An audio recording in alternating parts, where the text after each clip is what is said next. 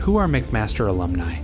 From coast to coast in every corner of the world, we work, lead, contribute, and volunteer in all industries and fields of work.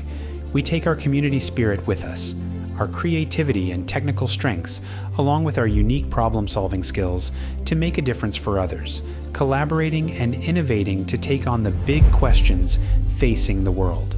We make an impact. McMaster University's alumni community is one of the foundations of our success.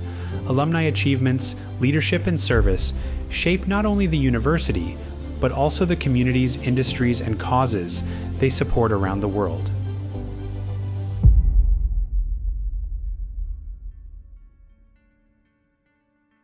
Get involved. So get involved either at McMaster or in community. Understand what you're passionate about. Follow those passions. I know sometimes that sounds cliche, but it often works. Start to build that network through that involvement. So as I get involved, that means starting to build that network. Again, I was very fortunate to be given many opportunities in that initial 10 years with the city of Hamilton. Ended up working twice or two different times for the city of Hamilton for a little over 20 years in total. But my point being is that there were mentors along the way. So when you get involved, you meet some great individuals who will mentor if you're willing to open yourself up for that. But my key message is get involved. Well, I think the first thing is that they chose a really good area, because nursing is a wonderful profession, not just because it gives you the opportunity to work with people and help people, but it also is a springboard to all kinds of other professions. You can never go wrong, I don't think, with the knowledge that you acquired while you were in nursing. So I would really encourage them to enjoy their excellent choice, but also to think out of the box in terms of how they might use this education in a wide variety of things. The best way to seek out opportunity and take advantage of those things that are in front of you is kind of, don't be afraid to try new things. Don't be afraid to take some risks. And most importantly, I think, use your network of McMaster alumni, use your network and talk to people. Talk to them about what they're doing what they've done in their career, what's happening in their industry, things that they've learned, mistakes that they've made.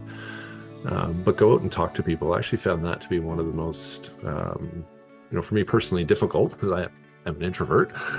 But at a point in time when I was out working for a little while, I spoke to a colleague, actually a gentleman that had actually hired me, and he says, the best thing you can do is build your network and go out and talk to people. Talk to them about what's happening in the industry, about their experiences. And it's really hard to do initially, but you'll find that once you start, it will actually flow, and they'll introduce you to other people that you probably would be interested in talking to.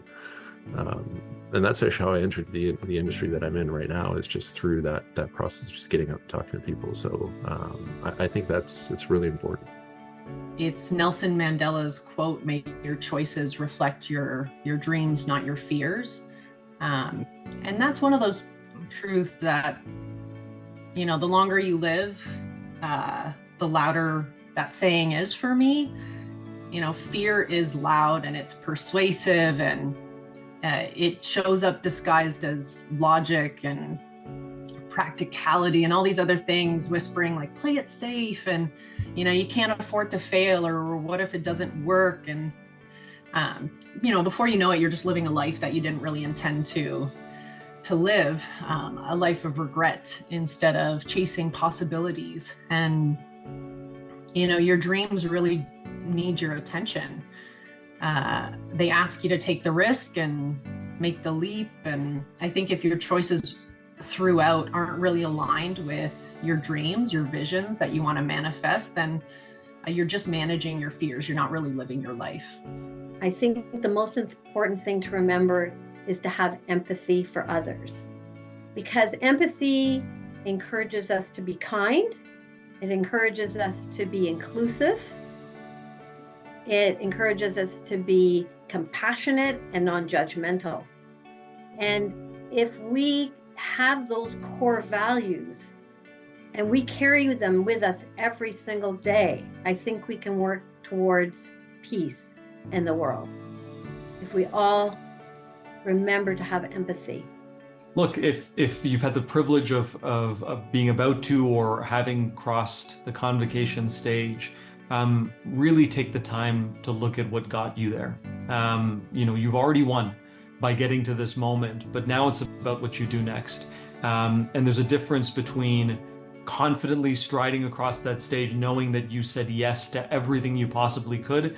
And there's a difference between just getting by. And this is another thing on the list. And I would encourage all of you, because I've done convocations that fit into both categories. I would encourage all of you to think back to what would have made you more confident, or what put that pep in your step. And for me, it's usually been that I can look myself in the mirror and say, I said yes to everything that this opportunity offered me. I gave 110%, maybe not every day, maybe not every hour, but to the experience, I gave myself over to it. And I think that's where post-secondaries and institutions are really impactful, but that's where life is really impactful as well. So I encourage you, if maybe you said a half-hearted yes, or maybe you said a full-bore yes, to continue that analysis and continue that energy into your next steps, because you won't regret it for sure.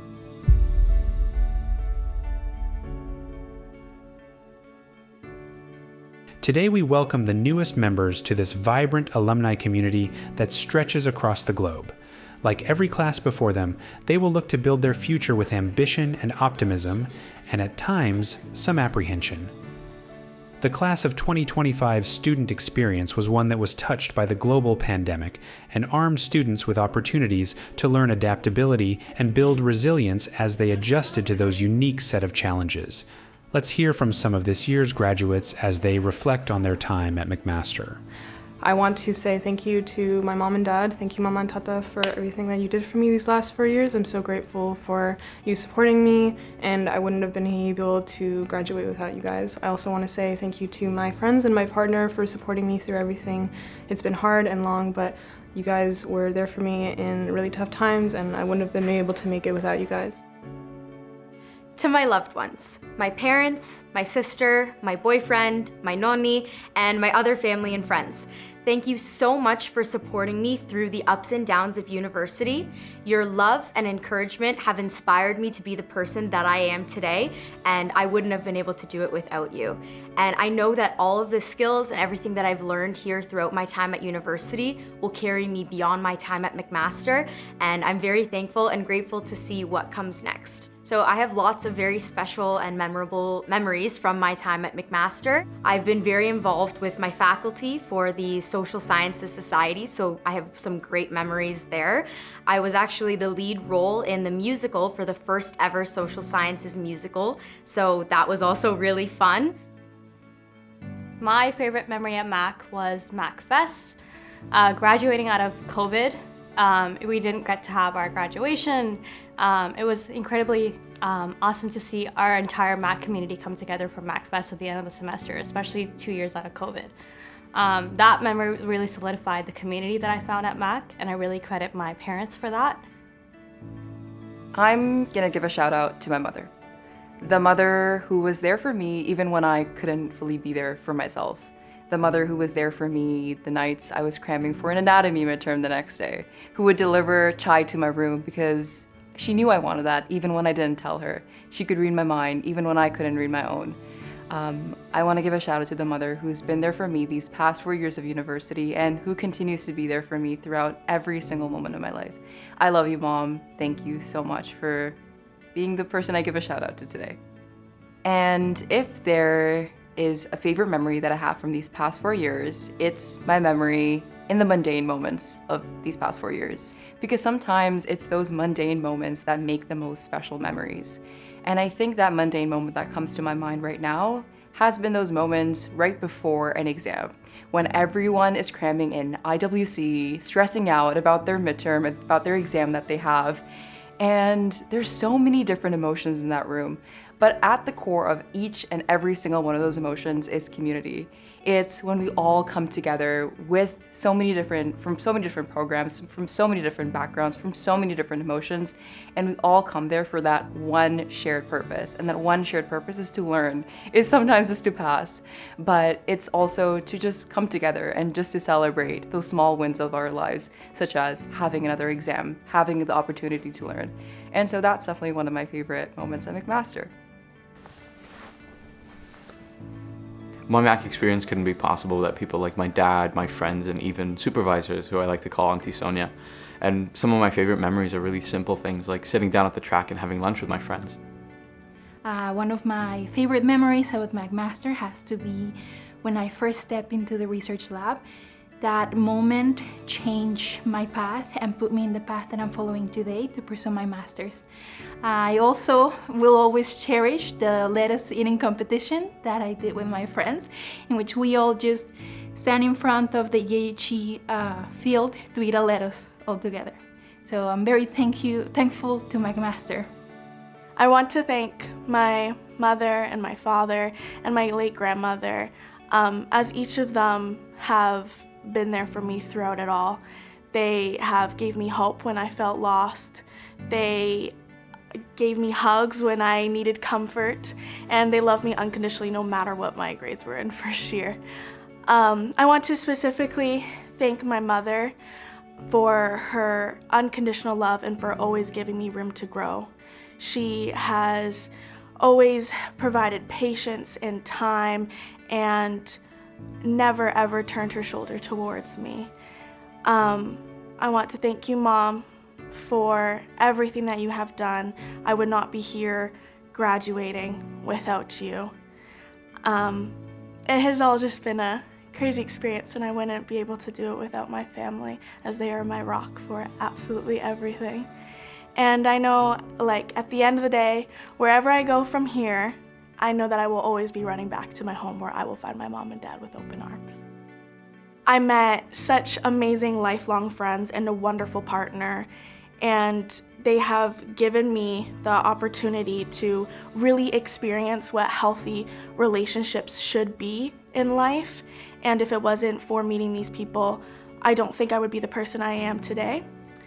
And whether it was like restless nights at Thode Library or just the simplicity of walking around campus and feeling like I am possible of achieving great things in life, it's going to be very hard to say goodbye to McMaster and Hamilton, and I'm quite sad about it, but I know that those memories will actively live in my mind for the rest of my life. Hello, class of 2025. We are graduates now. Congratulations to everyone. And before anything, I would like to thank people who made this journey unforgettable for me. My parents, my friends, my roommate, and everyone in between. Being an international student, I would always look forward to coming back home, and that's what my motivation was, to give my best in my semester. And to my friends that I made from all different parts of the world, thank you so much. Staying up late night with you guys studying, preparing our cheat sheets, and trying out different restaurants. These are all memories which I'm gonna cherish forever. I want to thank my roommates who have been with me since my very first day at McMaster. They've gotten me through a lot of really tough times. I also want to thank Dr. Jessica Maxwell, who has given me so many opportunities I never thought I'd have the opportunity to have. And my mom, who has gotten me through a lot of really hard times as well. She's the reason I'm here, the reason I've gotten through my 4 years here. And my best memory at McMaster has been probably Welcome Week 2024. I had the chance to plan Welcome Week 2024 with the Faculty of Social Sciences and 2 other planners, Sarah and Savannah. And we got to hire a really amazing group of reps and work with them, and that was amazing. And we also got to work with faculty planners from all the other different faculties, which was so amazing, and so amazing to meet them and work with them, and it was just the greatest experience ever. I would really like to thank my mom and my dad for always being there for me and supporting me whenever I need a hand, and also my friends I've made in BDC, especially like Karina and Josh, who's always been there supporting me, whether it's through my trials and tribulations or even like through the exciting moments and supporting me all through McMaster. And one of my favorite memories at McMaster was definitely Welcome Week when I was a representative for the science faculty. I really enjoyed my time there, really helping first year students. I remember myself in first year and how different I am like now, and I'm so glad because of the McMaster community. It really brought out my personality, and I'm just so thankful for my experiences there. I'd have to say my memory of a special McMaster memory would be just anytime I had to walk around campus in the evening with my friends. So if that was walking from badminton intramurals or like walking from a New Spring Club meeting, I just felt like we had so many great conversations and interactions whenever my friends and I would just like walk home to the bus stop or like walk each other home. It felt very wholesome and beautiful. My favorite memory from McMaster was being a part of Welcome Week and welcoming over 600 first years to Brandon residents, being able to plan all of their events and help them settle into their new home for the next 4 years. I want to thank my mom and dad for all their unwavering support throughout my time here at McMaster. Mom, thank you so much for all the time you spent cooking and freezing meals for me so I could have a taste of home at school while you were far away. And Dad, thank you so much for all the hours you spent in the car driving me to and from school. I appreciated all that time we spent together, even though it was so early in the morning. One of my favorite memories at McMaster was participating in Welcome Week. I did it all 3 years since second year, and it was such an amazing experience to have a community of such inclusive, welcoming people. Usually you can't find as many amazing people in one place at one time as I did during Welcome Week, and I'm so grateful for all the memories we made together, and I'll never forget all the cheers that we did together. My favorite one might be when I found out there were other Latinos on campus, like getting to know them. I remember the first Olas event that I went, which now I'm president, which is crazy to think. But we were learning how to dance bachata and merengue, but I already knew how to dance, so I had to act like I didn't to feel more at home in the environment. So we were dancing and I was just making fun of the instructor, which was a friend of mine, with my friends, and I was being obnoxiously loud and making every step bigger than it had to be. And I just remember feeling like I had found home outside of home, in a community, in a place that I never expected to find a community that was so bright, joyful, and that felt just like I needed to be like around, like just the right amount of people, just the right amount of love, just the right amount of care. It was amazing and I wouldn't change it for the world, and I still remember that day and it still brings a smile to my face every time I think about it. So that is kind of my memory. I guess there were moments where it's like moments where you just feel like everyone's in the grind with you and in the hustle with you, whether it's staff, faculty, or students. I feel like those moments really meant the most because you realize it's really not an individual journey. Everyone's running the race together and we're all like holding each other's hands through it. So, yeah. I want to say thank you to my brother and my amazing boyfriend. Thank you guys for always being there for me. And I wanted to say a special thank you to my mom. I know you can't be here by my side today, but I know you're always looking down on me. I'd like to give a shout out to my parents and thank them for all their support through the years, especially by driving me to school. So today I would like to thank my mom and dad who are here and my siblings for all the love and support they have shown me over the past 4 years. Every text, call, and visit has meant so much to me, more than I can describe. Shout out to Dr. James Ingram for teaching me all about political theory and inspiring me to pursue that in the future.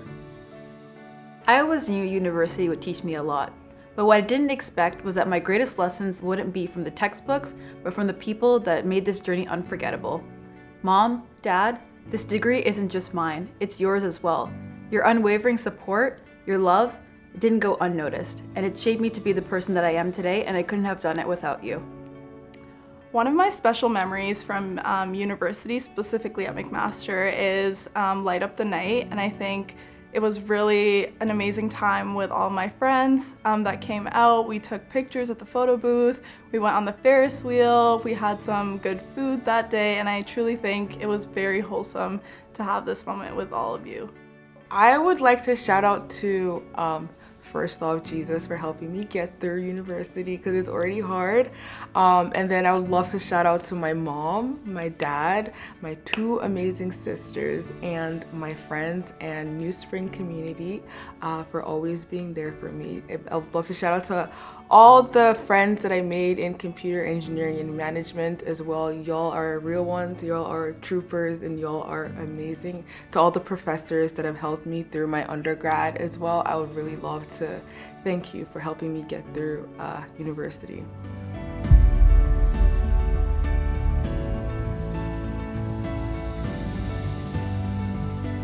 Life-changing. Resilience. Community and inclusion. Finding family. Home. Second home. The best years. Rewarding. Eye-opening. Inspiring. Very loving. Adventure. Growth. Incredibly rewarding. Beautifully chaotic. Heartwarming. Diversity. Transformative. Transformative. Community. Community. Community. Unforgettable. Thank you, class of 2025. We are confident you will continue to make us proud, and we are so excited to see where you will go, what you will create, how you will advance and innovate, and where you will make your unique impact, making a brighter world for us all. And to echo the sentiments of our graduands, thank you to all the supporters out there who played such an important role in bringing us to this occasion today. We celebrate you along with your graduate today, and we share your pride. And graduands, remember, your formal time at McMaster may have come to a close, but you are now a member of the McMaster Alumni Association, and we are here wherever you want to connect. Stay in touch, keep your email up to date, and learn about all that your Alumni Association offers you. Welcome to the network of a lifetime.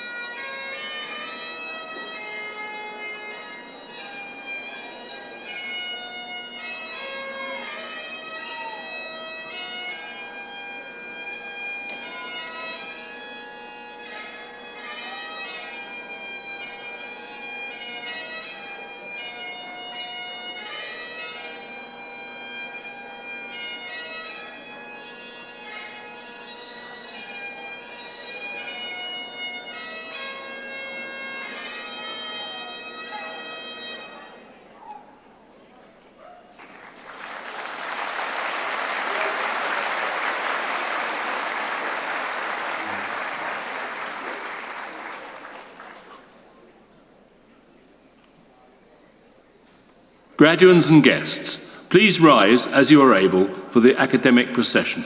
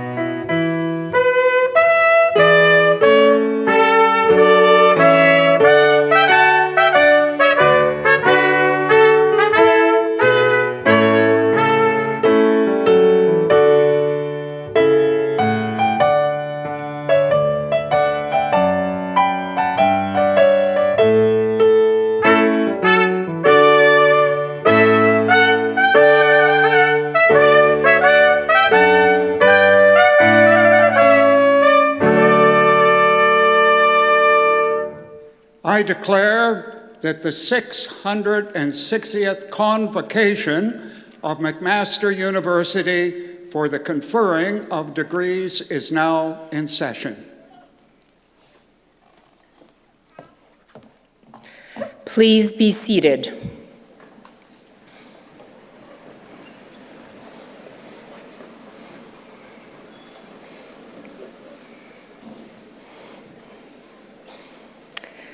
Good afternoon. I am Dr. Susan Tai, and I have the privilege to serve as McMaster University Provost and Vice President Academic. This afternoon, I also have the great pleasure to act as your Master of Ceremonies in welcoming all of you, our graduates and guests, to this convocation ceremony. On behalf of the university, I would like to recognize and acknowledge that we meet today on the traditional territories of the Mississauga and Haudenosaunee nations within the lands protected by the Dish with One Spoon Wampum Agreement. We must remember that we all have a role in upholding the spirit of this agreement, which urged for the peaceful sharing of Earth's resources. We must also not forget that by merely acknowledging our presence on these traditional lands is only a small step towards our shared path of reconciliation. I challenge you to consider how you can foster reconciliation among the many peoples that inhabit these lands. I would like to start today's proceedings by acknowledging some of the notable leaders joining me on stage today. Our Chancellor, Ms. Santee Smith, President and Vice Chancellor, Dr. David Farrar, Vice Provost and Dean of Graduate Studies, Dr. Steve Ranilovic, Dean, Faculty of Engineering, Dr. Heather Sheardown, Associate and Assistant Deans, Chairs, faculty members, and honored guests. Before we start our formal program, I kindly ask everyone in the hall to switch off any electronic devices that may ring or beep during the ceremony. Thank you. I would also now like to call upon Chancellor Santee Smith to make her welcoming remarks and then deliver the Thanksgiving address.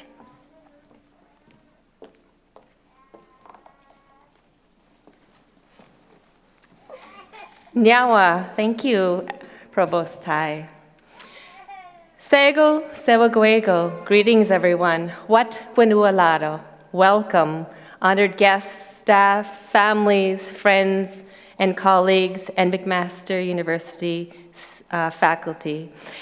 And most importantly, graduands.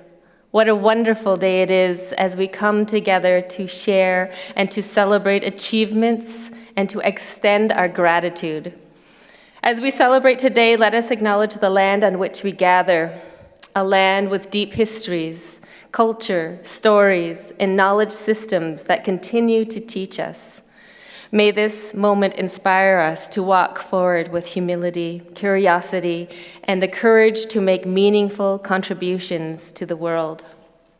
I'm pleased to begin this ceremony with the Ahandu Galiwat Dekwam, the words spoken before all else, also called the Thanksgiving Address, spoken in Ganya Geha, the Mohawk language.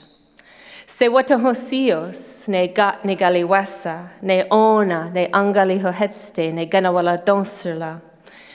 These words of wisdom intend to unite our mind and our heart in acknowledgement, to give thanks, affirm our interdependence, cultivate compassion and kindness to living entities, and to remind us of our responsibilities for sustaining nature's delicate balance, and to encourage peaceful coexistence in alignment with the immensity of creation. Dayatinu walara ne ongwe su'a eto na yonto hagetne na guat nagula. We offer greetings and gratitude to the people, human beings, our ancestors, family, and friends, so be it in our minds. Dayatinu walaro ne yetini stoha johon jade eto na yonto hagetne na guat nagula. We offer thanks to our Mother Earth, for she provides us with everything that we need to thrive and survive, so be it in our minds. Dayatinu walaro ne ga lunyo eto na yonto hagetne na guat nagula. We offer greetings and acknowledgement to the waters, from the oceans to the streams, to the waters flowing through our body, to the water that quenches our thirst. Water is life, so be it in our minds. Dayatinu walaro ne gongjong su'a eto na yonto hagetne na guat nagula. We offer gratitude to the fish life, who help to purify the waters and provide us with nourishment, so be it in our minds. Dayatinu walara ne yotunduni eto na yonto hagetne na guat nagula.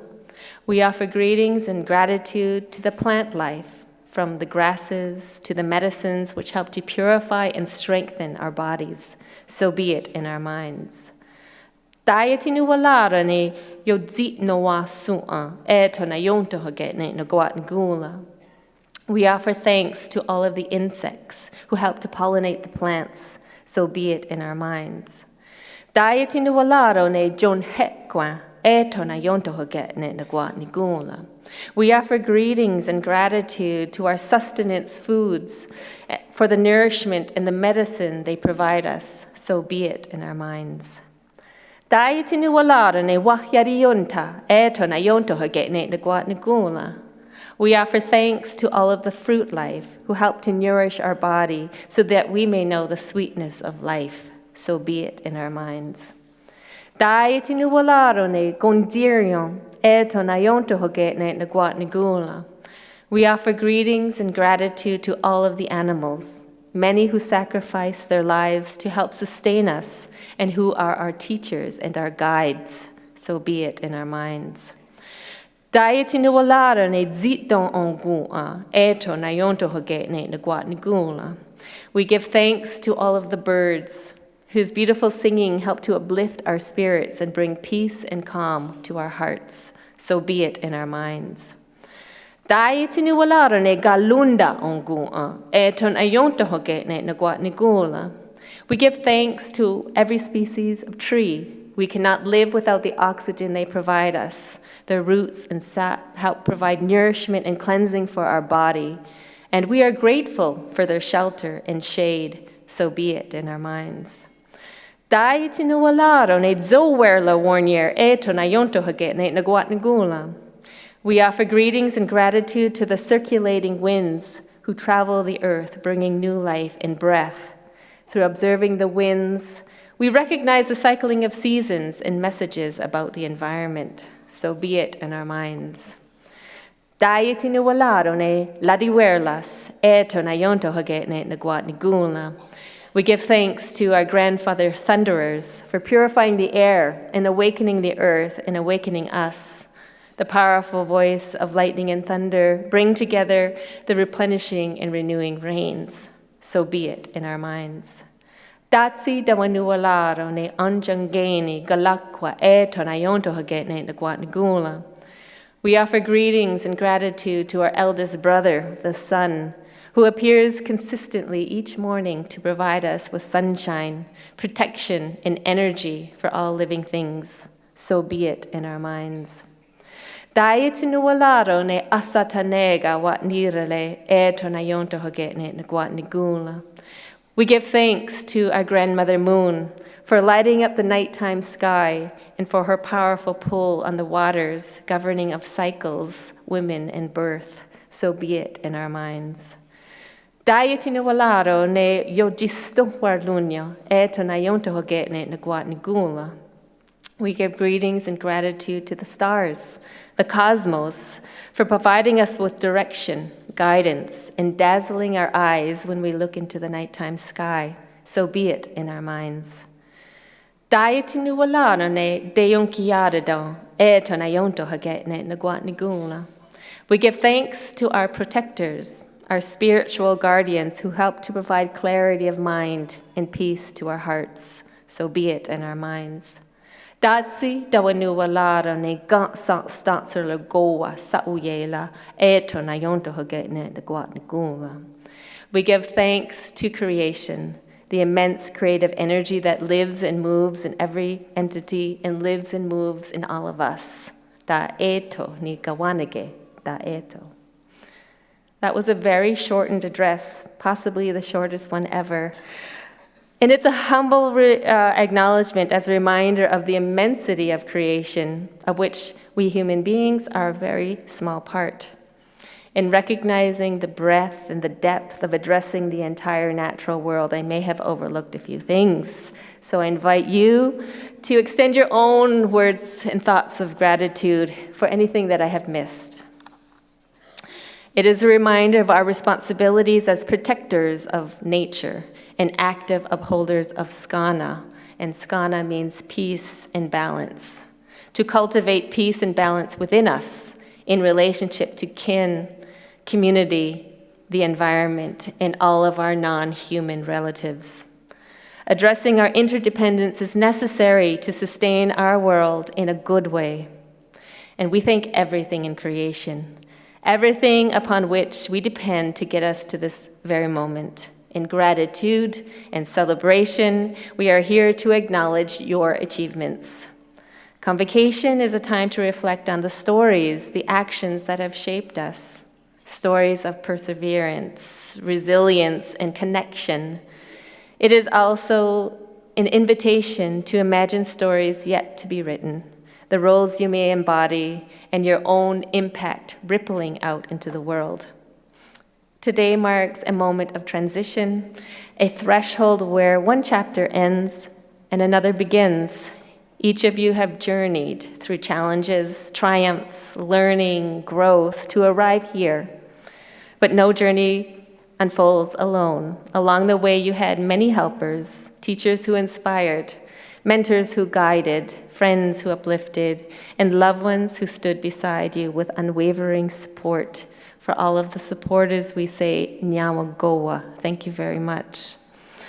As we step through this threshold, may you carry with you the lessons and the gratitude of all those who have walked alongside of you. And to the graduands, take this moment to celebrate, fully embrace this milestone achievement. We look forward to witnessing the unique gifts you will bring to this world as thoughtful, responsible, and visionary contributors to our shared future. Best wishes to you all. Yo Yanale, congratulations, and please enjoy the ceremony.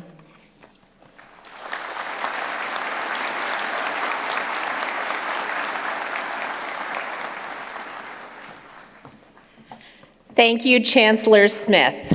I would now like to introduce the Dean of the Faculty of Engineering, Dr. Heather Sheardown, to make her own welcoming remarks and then present the honorary degree recipient.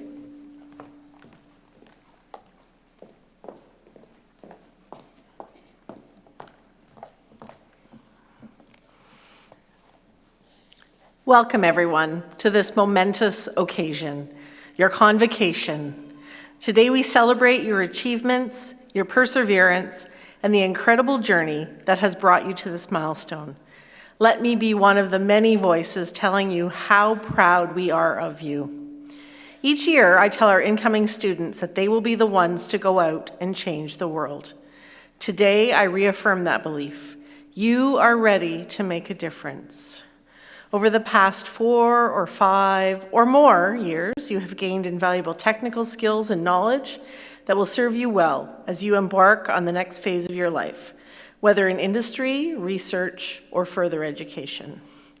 But I hope that you have gained more than just technical expertise. At McMaster Engineering, we take immense pride in the experiential learning that has shaped your education. Beyond equations and algorithms, you have honed skills that will define your success. Collaboration, adaptability, and the ability to approach challenges with creativity and resilience. We live in an increasingly complex world. As I prepared for this address, I came across a thought-provoking speech by Illinois Governor J.B. Pritzker. He spoke about how humans are naturally inclined to seek out those who look, think, and act like themselves. But true progress comes from embracing diversity. Diverse perspectives, viewpoints, and ideas lead to better solutions, better technologies, and ultimately a better world.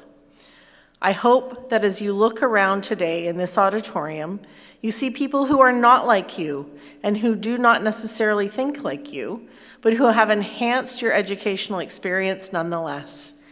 You came together at McMaster Engineering as students, and you are often assigned group projects without a choice. You had to work with students from different departments and also from different cultures and backgrounds. This will continue as you move forward in your career. I urge you to embrace it fully. So how do you embrace it successfully? I have a dear friend who works as a nurse in the Indwell system, supporting some of society's most vulnerable individuals. I once asked her how she manages the challenges of working with people who may be struggling with life's challenges and whose priorities may seem vastly different from hers. Her response was simple, yet profound. She told me, "I always try to do the next right thing. Sometimes it's not easy, but I approach it from a place of kindness." In his address, Governor Pritzker also spoke about kindness, saying that the smartest people in the room are often the kindest, because they have learned to overcome the instinct to seek out only those who are similar to them. Instead, they meet people where they are with empathy and understanding. So as you step into the world beyond your undergraduate education, I encourage you to embrace these lessons, lead with kindness, and let the next right thing guide your actions, interactions, and your impact on the world. And I always like to add in a musical reference in my convocation addresses, tribute to my father. So in the words of musician Tim McGraw, when the dreams you're dreaming come to you, when the work you put in is realized, let yourself feel pride, but always stay humble and kind. Congratulations, graduates. Go forth and build a brighter world. I now have the pleasure of presenting our honorary degree recipient. By the authority of the Senate of McMaster University, I have the honor to present Ali Oradi.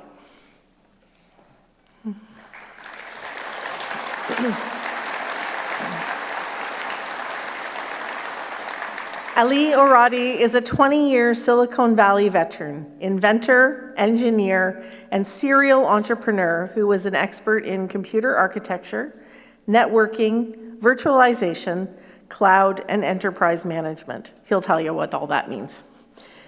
Mr. Arati earned his bachelor's degree in computer engineering from McMaster at the age of 19, and after graduating was hired at Hewlett-Packard's Computer Systems Laboratory as a hardware engineer, where, among other roles, he designed the supercomputers used for data-intensive and computation-heavy scientific and engineering purposes. The hands-on experience he gained while at HP positioned him well for subsequent leadership roles at a series of startups, including Kealia Inc., which was later acquired by Sun Microsystems. Shortly after receiving his Master of Science in Electrical Engineering, Networking, and Computer Architecture from Stanford University, Mr. Arati founded the software company Panalogic, where he served as Chief Technology Officer and oversaw core technology development, architecture, and patents.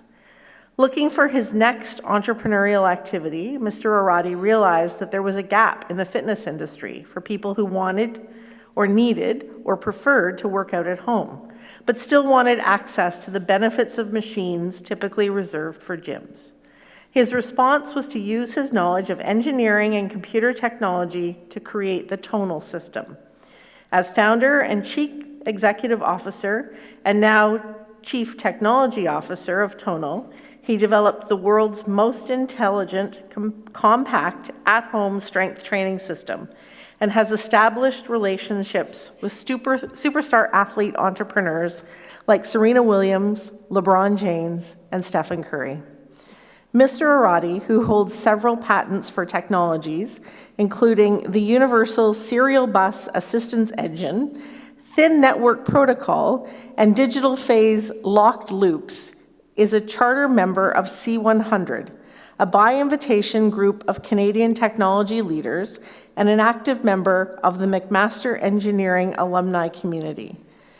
He delivered the annual Innovation Minor Lecture to undergraduate students in 2022, and that same year, the McMaster Alumni Association inducted him into the Alumni Gallery. Chancellor Smith, Ali Arati, is a technical innovator, successful entrepreneur, and a champion for his alma mater. I ask that you recognize your fellow McMaster graduate by conferring upon him the degree Doctor of Science, honoris causa.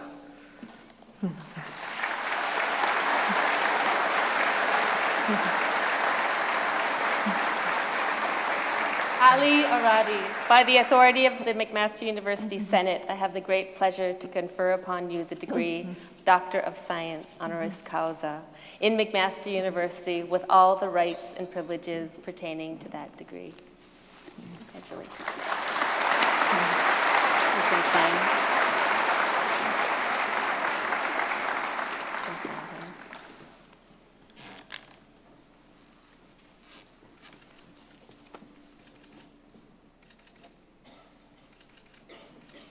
I would now like to invite Dr. Ali Arati to deliver the convocation address. Amazing, thank you. Thank you so much.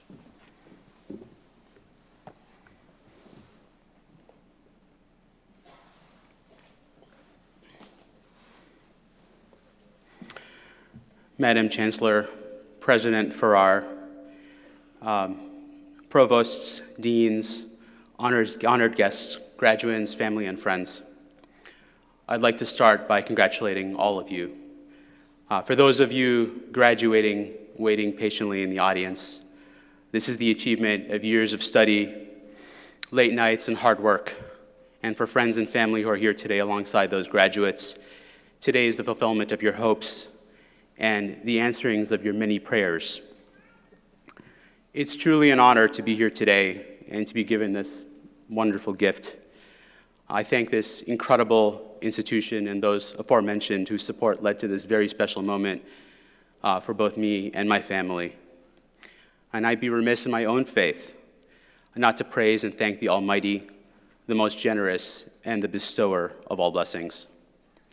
I'd like to thank my parents, two immigrants of modest means from Egypt who came to McMaster Engineering to earn their PhDs in the 1970s. I stand here at the feet of both of them, who shaped me into who I am, To my mom, one of the first female engineering graduates in the country, proudly here in the audience.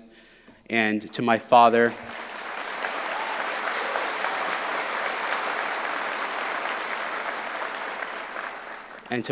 God bless his soul, thank you. You worked so hard. You cared so much. I love you both more than words can express, and I owe you everything. As for my McMaster story, the first thing I'll tell you is I almost died here. Crazy to say, but it's true. My journey began 47 years ago when my twin sister and I were born premature. And as luck would have it, McMaster Children's was one of only a handful of neonatal ICUs in the country. The doctors were prepared for our arrival with the best medical technology had to offer. And it was a matter of fate. I say fate because you don't get to choose where you're born. A matter of fate that we be born here and have our lives saved at McMaster Children's. The childhood that my parents gave me was anything but ordinary. By age 10, I lived in 4 countries, which is something that taught me resilience and adaptability. At a young age, my parents could see in me an innate curiosity for how things worked, and so they supported that, patiently watching as I took all my toys apart. I can't imagine what that felt for them. When I was 7, I asked my dad about his IBM PC, and he casually handed me the manual and taught me how to program. By middle school, I was working for my parents' computer business, and at age 13, I deployed my first piece of commercial software, which was an inventory management system for a local bookstore. And my first product, but quite frankly, a case study in how not to design software. And so yes, every stereotype that's in your head right now, it's probably accurate. The chubby kid with glasses that could code, that was me. And by age 16, I was right here at Mac. Remember that twin sister I mentioned? Well, it's fair to say we were a little bit competitive, and we raced our way through high school, partially because we didn't fit in, which makes this a bit of a Revenge of the Nerds story as well. I applied to multiple universities and got accepted to all of them, but my heart was set on McMaster from day one. I was passionate about engineering. It was a childhood dream of mine, and I studied the curriculum plans for every school that I applied to, and it was the technical rigor of the curriculum that spoke to me, the warmth of the people that embraced me, and the campus wasn't super big or impersonal. Don't get me wrong, at age 16, it was scary, but it was just scary enough. And so like you, I have fond memories of studying for exams in the basement of Thode, and your individual stories will vary, but my everyday was in the basement of GHE, hanging out in the IEEE room. I know that's moved since, but that's where I got a volunteer job and soaked in all this extra experience. Again, I was just hungry for knowledge, hungry for experience. I graduated in 1998, which was, for those of you who don't know, that was the peak of the internet boom. And I found my way to Silicon Valley, where I started my career at Hewlett-Packard, and soon thereafter at Sun Microsystems. 2 of the giants at the time, Sun's motto being, we put the dot in the .com. Again, core, like internet boom. It was just an incredibly lucky time to start my career, because that wasn't just when the internet came of age, it's actually when Silicon Valley came of age. And those first few years were life-changing and career-making for me. Being able to apply the preparation that McMaster had granted me into one of the most amazing places to work in technology during one of the most amazing times to be in technology. That was like getting a decade of experience in just a few short years, and I was learning fast and drawing on the immense resources of the giants at the time that I'd worked for, but I was in Silicon Valley, the land of startups, and my heart was always in startups, and I needed to jump into all the excitement. I knew I had so much more to learn, so I did. And within that first decade of me working, I'd worked for 2 startups, and I'd started another with a friend. The first startup I worked at went bust, and 48 hours later, I had a job at the second startup.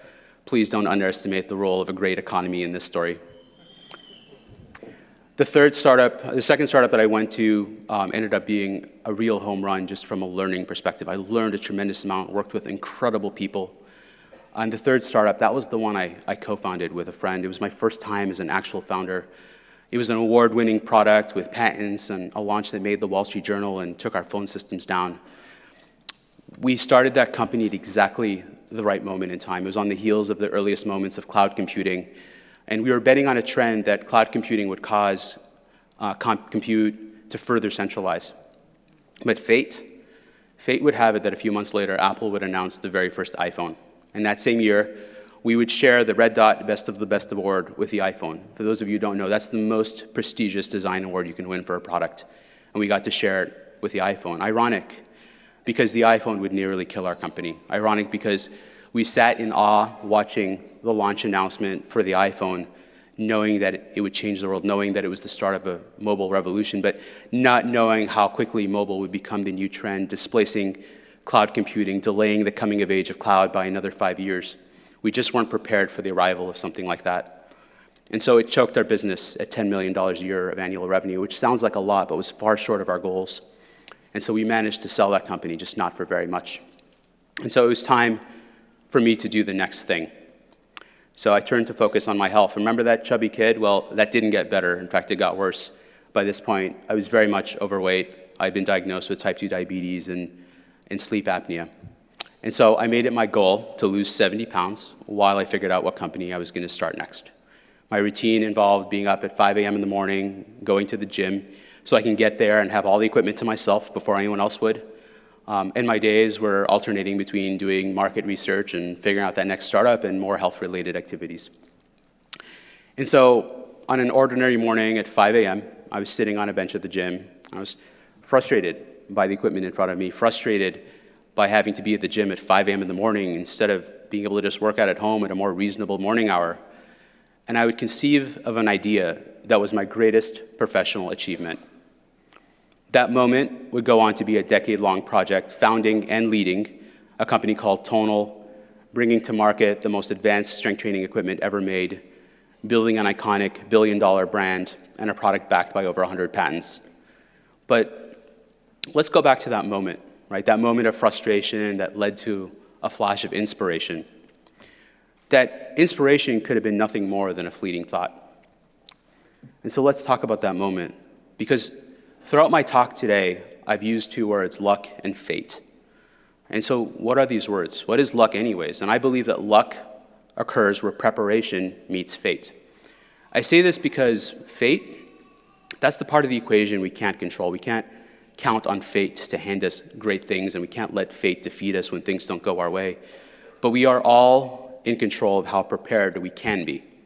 So rather than talking about having gotten lucky or unlucky, it's more empowering to think about and talk about whether we were prepared or unprepared for whatever fate is coming to us. And so when I reflect on that moment, I was prepared to act on that idea. I'd spent my career building all sorts of skills in entrepreneurship, software, cloud, hardware, artificial intelligence, all essential ingredients needed to build a product like that. I was prepared. But there's no way I could have engineered my way into that specific idea. I was doing market research, all in cloud computing, where I had prior experience. There is no amount of process or planning that would have led me to an idea in fitness. It was fate that led me to that moment of inspiration. And that moment could have come and gone without a second thought, but that idea I got, I couldn't shake it. My head was racing because I had the prior experience to know that what I conceived of was both special and possible. Everything in my career had prepared me for that very moment, and I went home and I ordered parts and I built the first prototypes on my kitchen counter. Taking that company, scaling it to hundreds of employees, partnering with LeBron James and Serena Williams, two of the greatest athletes of all time, winning hundreds of product awards, achieving the coveted unicorn status, which is reserved for startups that exceed $1 billion. That's a journey that I can't describe in mere minutes, but instead I'll tell you the most important thing I learned about entrepreneurship. The world is full of amazing business advice, but when it comes to that magical word, entrepreneurship, much of that advice it doesn't apply, right? Because as an entrepreneur, sometimes the only real thing about your business is something small enough to fit on your kitchen counter, and everything else is yet to be proven. So here's the advice. The skeptics will be everywhere. Even for a second-time entrepreneur like myself, I had investors be like, wait, are you sure? Fitness? Really? Why not cloud? Right? And so here's the most important quality that an entrepreneur needs to possess. It's a combination, a balance of faith and humility. The faith to know that what most people will dismiss as impossible is actually possible, but the humility to confront the everyday reality that you don't and can't know the exact path to get you there. The humility to know the difference between having thick skin and having a thick head, because some of what the skeptics will tell you is very hard to hear, but true. And you need to hear it, and you need to make adjustments. The humility to know that you're not in control, because that thing we keep talking about called fate cuts both ways. At Tonal, COVID was the greatest tailwind a fitness company could have ever wished for, and the 2022 economic crisis was one of the worst things that a premium consumer good would ever wish to face, and both of those happened. Fate would have it that we faced both, and neither were in our control. So for all of you, I will leave you with 4 words: faith, humility, preparation, and fate. The faith to know that you can accomplish amazing things, but the humility to know that you don't and can't have all the answers, and the preparation to make your own luck when fate presents itself to you. It might not seem like it just yet, especially with the current economic uncertainty that many of you are graduating into, but you might just be the luckiest cohort to graduate in a generation. We're in the midst of an AI revolution, and in my career, remember I witnessed internet, I was there, mobile, cloud, and what we're seeing right now with AI, it's the biggest, fastest revolution in my career. And the thing about revolutions is they drive change, and change creates opportunity. And so your fate presents you with a coming decade of opportunities. I'll remind you that in the internet revolution, it was the youngest that defined the future and made the most money. And you can fact check that with ChatGPT if you don't believe me. And so here you are, the young, your life ahead of you, prepared as ever. Good job choosing engineering, by the way. You have your dreams, and if you keep faith, even when times don't seem great, if you keep the faith, if you maintain humility, and if you invest in continued preparation, it is nearly guaranteed that you will accomplish things you never dreamed. Thank you.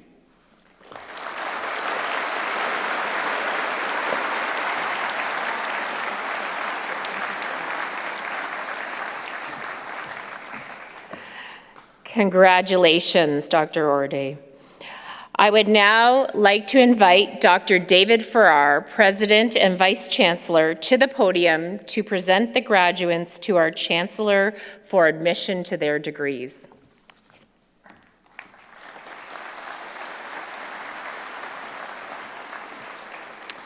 Graduands, if you are able, please stand. This is the best part of the ceremony. They turn the lights on and we can see you. Chancellor Smith, on behalf of McMaster University Senate, I present to you these candidates and those in absentia in order that you may confer the appropriate degrees upon them, and I bear witness that they are worthy and suitable.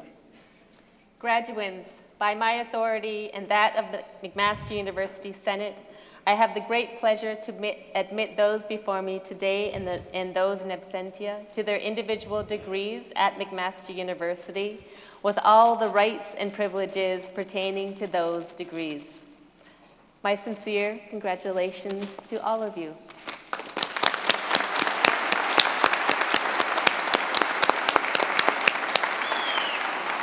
Please be seated.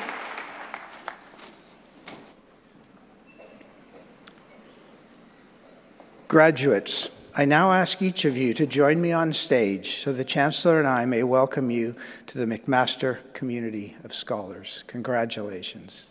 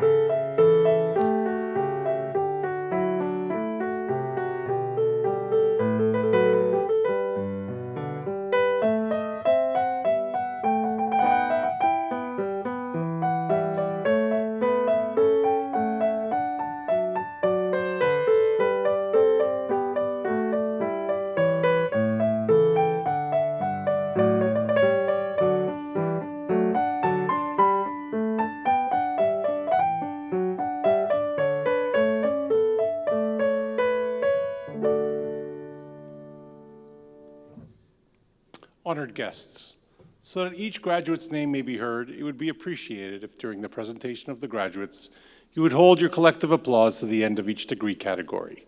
Thank you. Chancellor Smith, may I present to you the following graduates of the degree Doctor of Philosophy. Raghi Samir Al-Shami.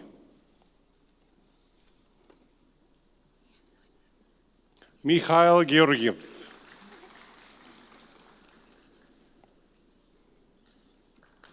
Karim Osama Ragab Mahmoud.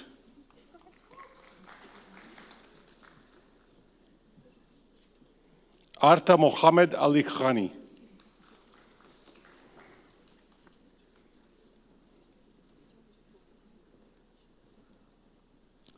Kiana Norouzi.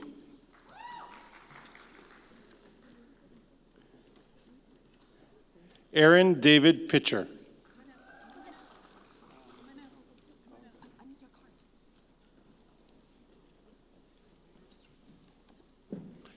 Trevor Edwin Pogue.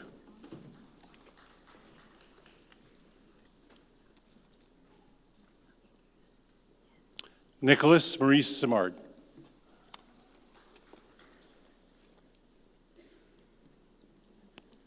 Mitra Tavakoli.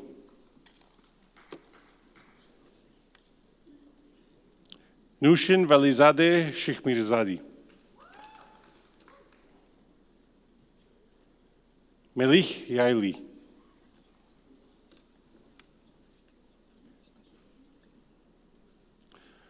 Joshua Thomas Allen Neller.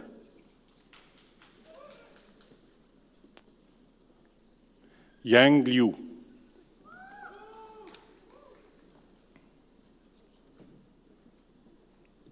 Spencer McDermott.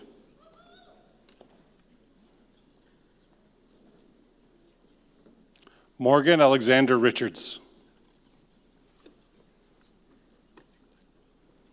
Amanda Jean Thomas.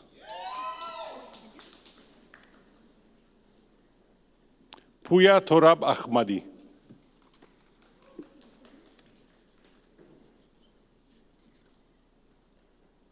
Nikolai Vododokhrov.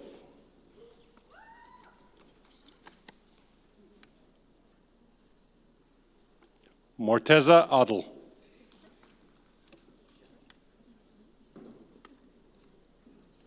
Salman Muhammad Akhtar.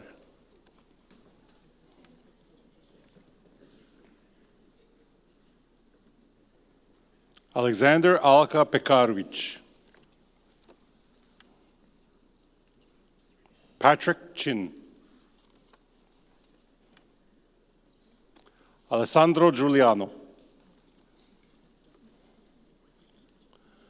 Swarnali Mukhopadhyay. Mohammed Awad Salim. Hatem Soleiman.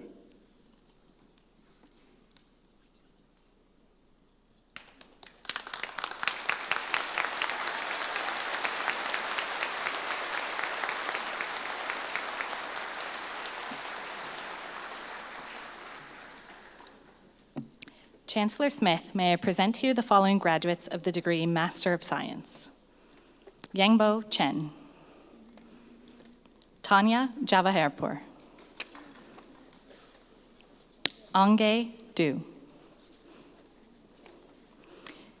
Shada Amdadi.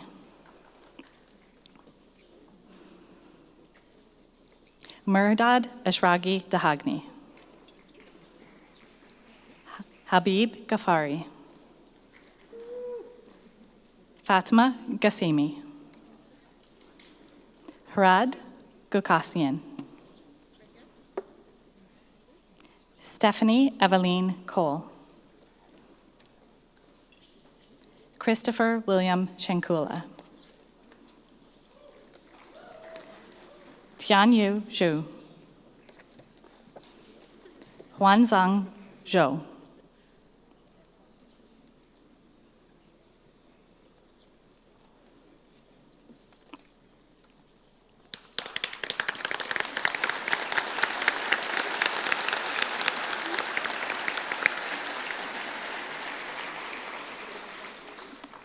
Chancellor Smith, may I present to you the following graduates of the degree Master of Applied Science. Amir Hossein Agahi. Hamed Aklagi. Abube Anunuki. Amir Abbas Darvishpur. Paniz Ilkhani. Charithra Niroshan Abarathni. Sara Sad Sadek. Hazem Taha. Alex Cho.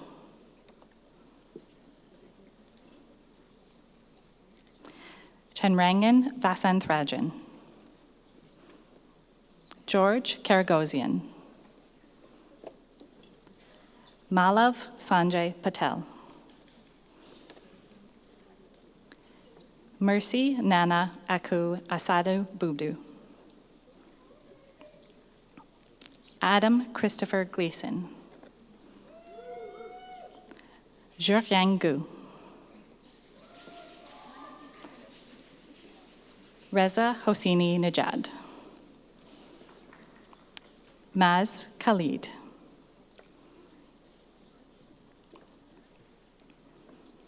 Christian Bryce Tonkua Bangmi. Stepan Bryantsev. Hunter Kennedy Saranik. Shivam Gupta. Boyu Zhang.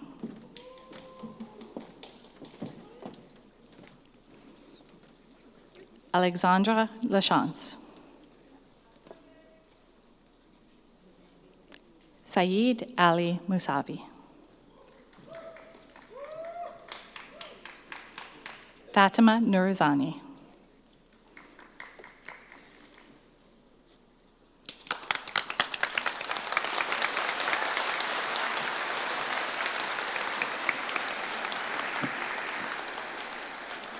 Chancellor Smith, may I present to you the following graduates of the degree Master of Engineering.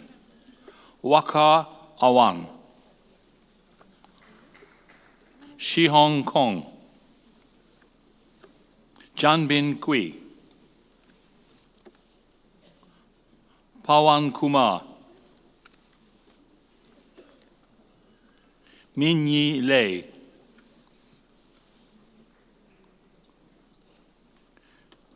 Yang-Kun Lee. Jeshuan Liu. Jason Andrew Naj. Ahila Ramesh. Jinhei Zhang. Runze Zhao. Xiaotian Zhao. Yiye Chen.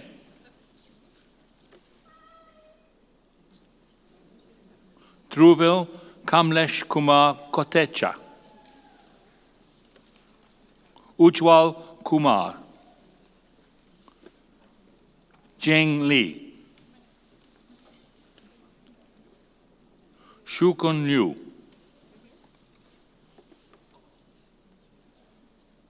Saber Meska. Kashish Nuri. Om Tank. Xing Chen Wei. Chu Yuan Yang.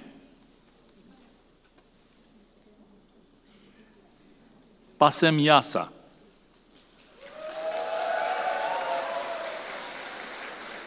Bui Shuang Tai Duong.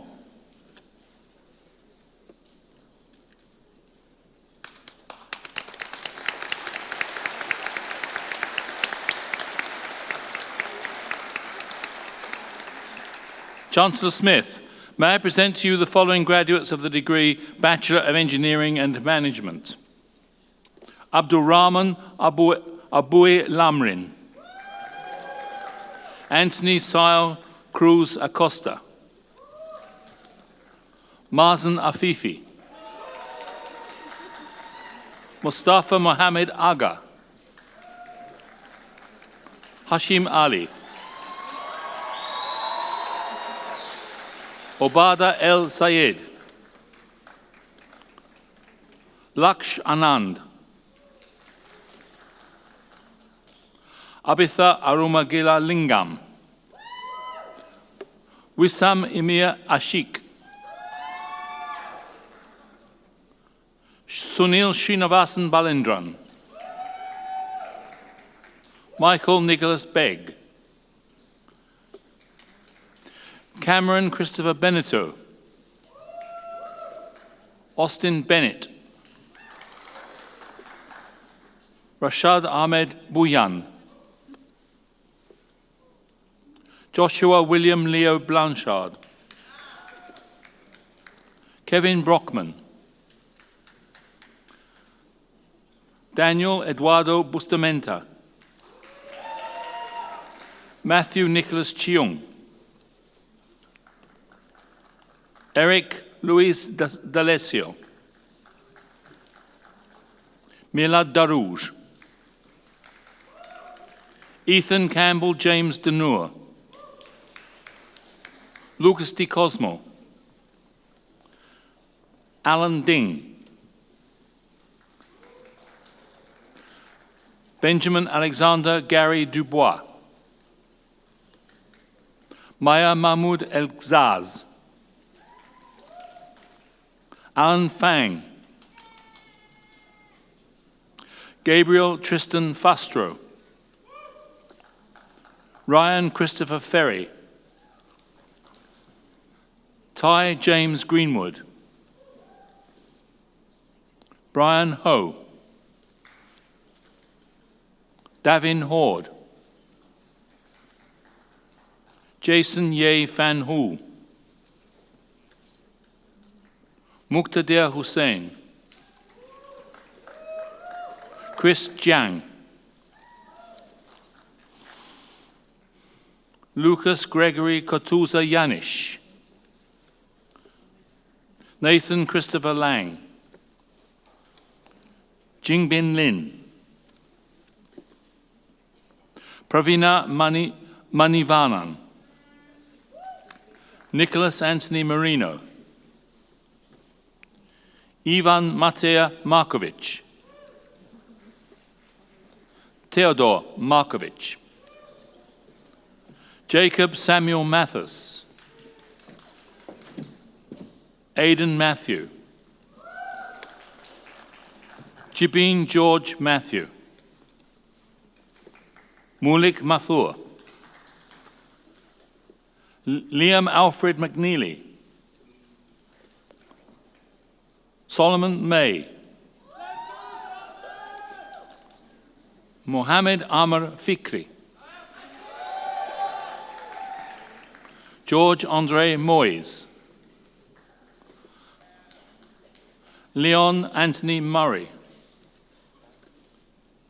Nima Naderi. Virashan Nantha Kumar. Parisha Maliha Nizam. Simone Otsvik. Tireni Oluwa Lonimi Ogun Moyeye. Callum Oliver. Kishore Samir Pandya. Meet Jagadish Kumar Patel. Rudresh Patel. Matthew Petronillo. Nicholas Petrunti. Adam Podolak. Rasik Pocharel. Lucas Ryan Popiez. Aaron Matthew Rajan. Rohit Ram. Makaish Ravindram. John Resk. Sarah Amgad Shehaza. Tehas Samir Sheth.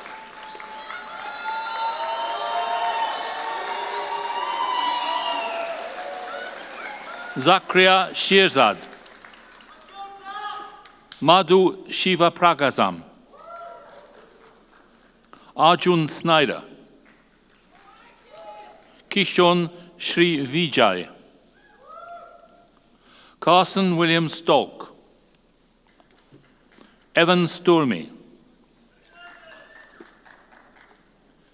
Ishan Talati. Shyam Tana. Shiv Manish Kumar Thaka. Ryan Matthew Theriot. Joshi Liam Perry Treptow. Matthew Anthony Trochanowski. Rod Isaac Nathan Alacon Uy. Rachel Ava Julia Vieira. Cora Marilyn Vince. Jaden Lizuka Wall. Oma Weber. Aine Noreen Rochelle Willis. Cameron Cam Kuo Yap. Declan Thomas Young. Haobo Jiang.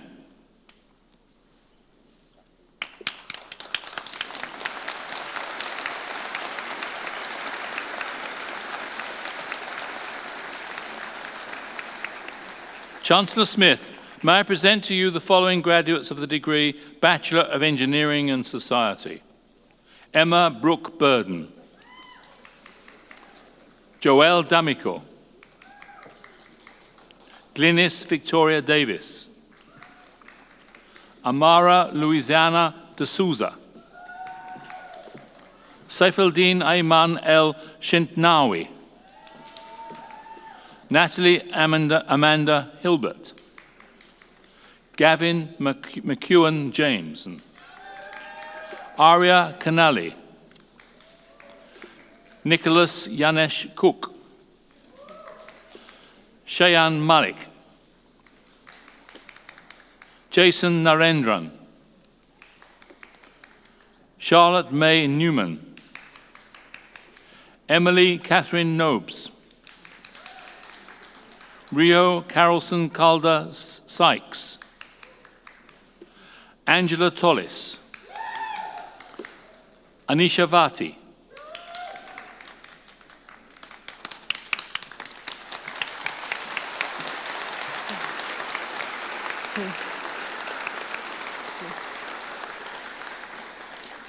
Chancellor Smith, may I present to you the following graduates of the degree Bachelor of Engineering. Mohit Assi. Clara Abadir.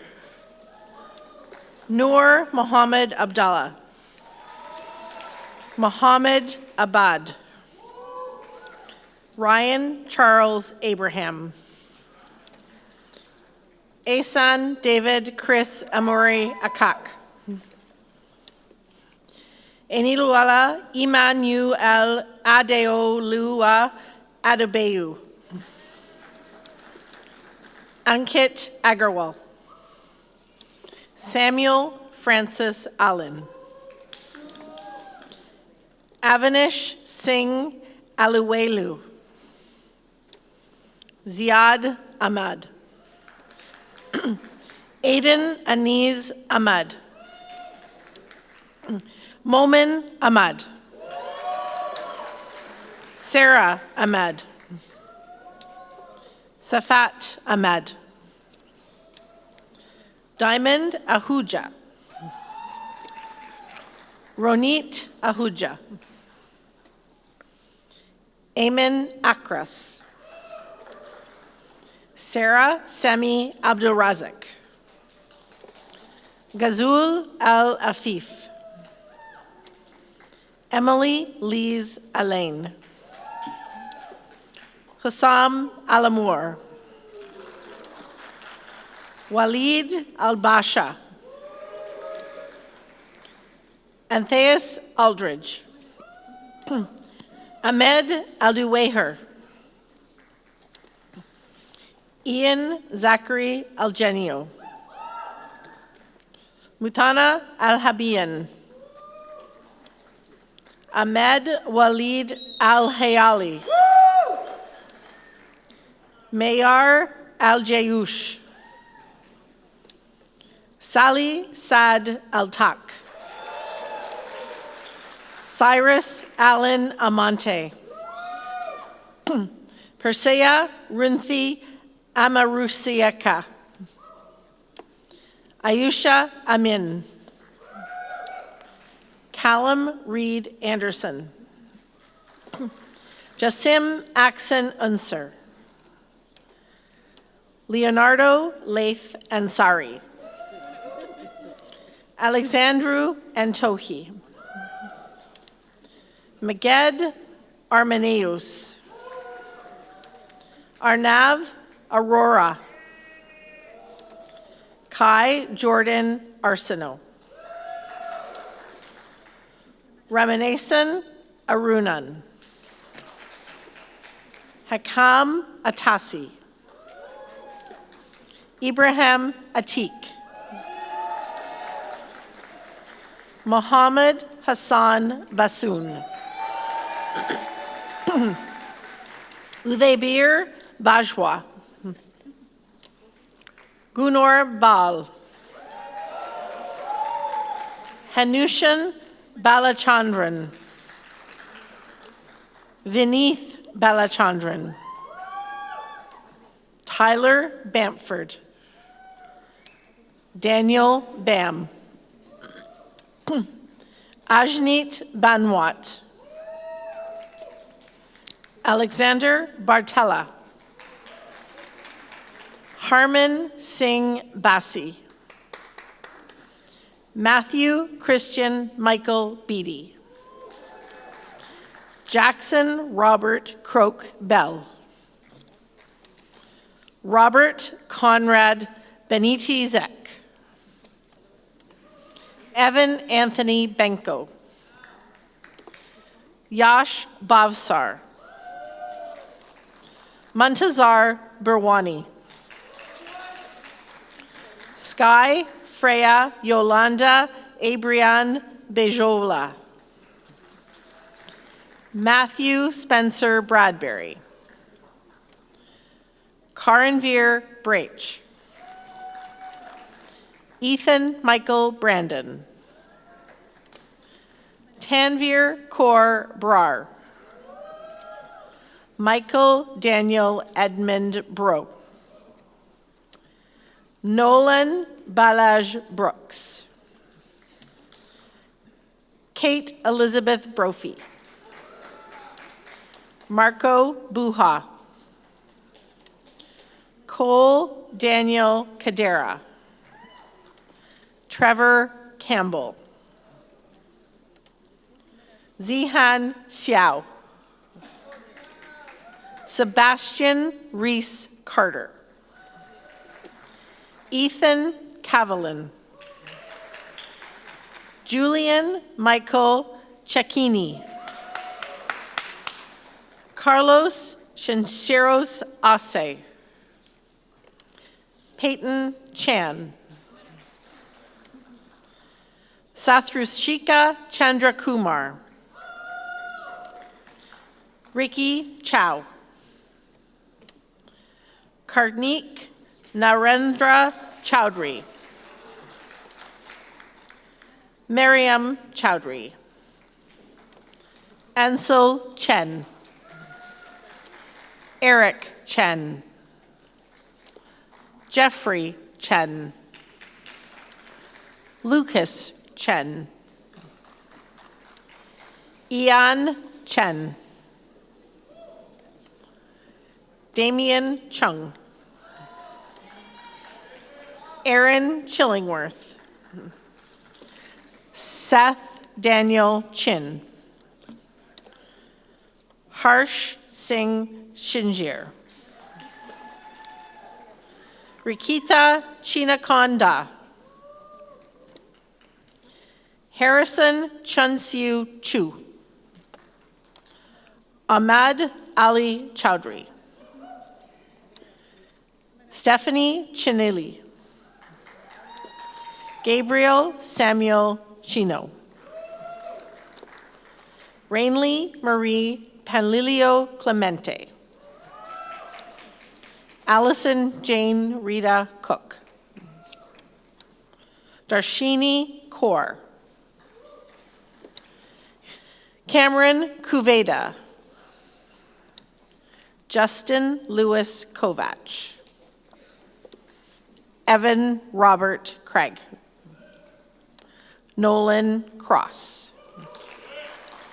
Mark Angelo Cruz. Joshua Hunter Curie. Rayhan Ali Datu. Russell Davidson. Victor Dung. Kelly Deng. Justin Michael Dennehy. Abdurrahman Durbala. Gabriel DeVries. Gurleen Dillon. Sandy Madeep. Kristen Mercedes DiLoretto. Rachel Denez. Kyle D'Souza. Cameron Joseph Walter Dunn. Yona Daniel Duque. Magali Deripos Laterno. Dina Shazali El Sayed El Hanan. Amar Khaled El Hossein. Yasmin El Kuli. Abdul Rahman El Alithi. Adam Yehiha El Mongi. Ali Amir El Sheikh. Nicholas Fabugay Ilnahba. Wajdan Mohammed Fahim. Richard Yong Jun Fan. Lydia Farag. Michael Anthony Ferlisi. Jihan Anthony Fernando. Marissa Asunta Fiorino. Joseph Fishman. Sejan Singh Flora. Daniel Chung Hua Fong. Dennis Fong. Hannah Franklin. Lin Fu. Ria Gandhi. Zain Alabadin Garada. Quinn Gowder. Arash Ghafouri. Mohammed Ahmad Udin Gori. Isaac Ryan Godfrey Giles. George Singh Gill. Laura Michelle Giron Bedoyo. Nick Glasgow. Oleg Glotov. Michael Golindukin. Amanda Gomez Martins. Eleanor Lucy Goff. Ryan Spencer Gowland. Matthew Chisung Graham. Curtis Gray. India Groundwater. Abdel Hakim Gatat. Sumanya Gulati. Akshit Julia. Naishan Guo. Kaveshalini Gurunathan. Abdullah Hafiz. Ahmad Riyad Hamadi. Mohammed Bishur Hamidi. Ahmad Hamoudi. Connor Jared Hamstra. Ding Hao. Dayan Hashimi. Imand Hassan. Wenwei Adel Hu. Luke Hendricks. Eric John Hitzman. An Huang. Michael Jeffrey Holden. Jabez Enuki Hong. Ashraful Haq. Jian Zhao Hu. Jiaching Wang. Maya Hussein. Mila Ilavyaska. Efasa Imasikra. Shanzad Imad. Rafiq Iqbal. Ariba Irfan. Alistair William Irvin. Kevin Ishak. Martin Ivanov. Sava Yankovic. Corbin Eric Jarrett. Mohammed Jawad Salwati. Thomas Jefford. Anadith Jinash. Steve Joseph.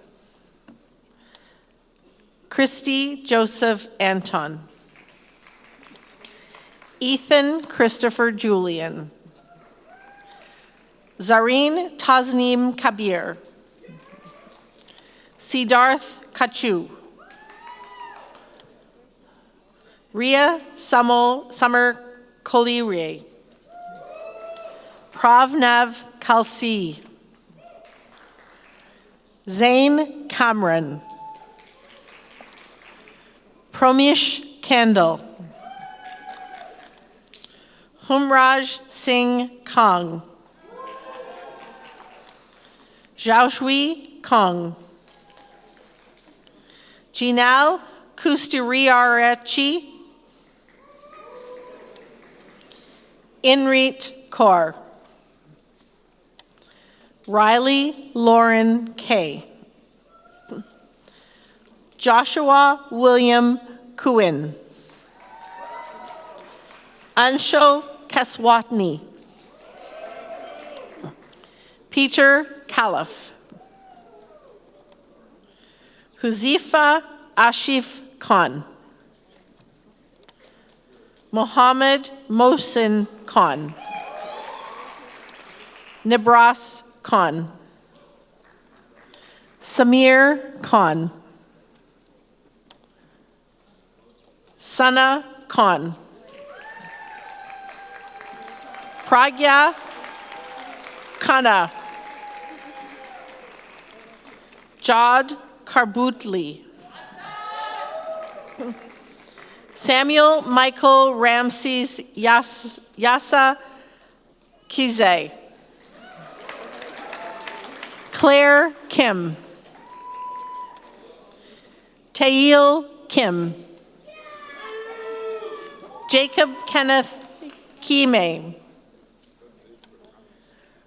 Jacob Matthew Kish. Jane Clavier. Mark Isaac Kogan. Isaac Chi Yu Kong. Thomas Paul Korzeb. Peter Carol Koser. Puisand Lai.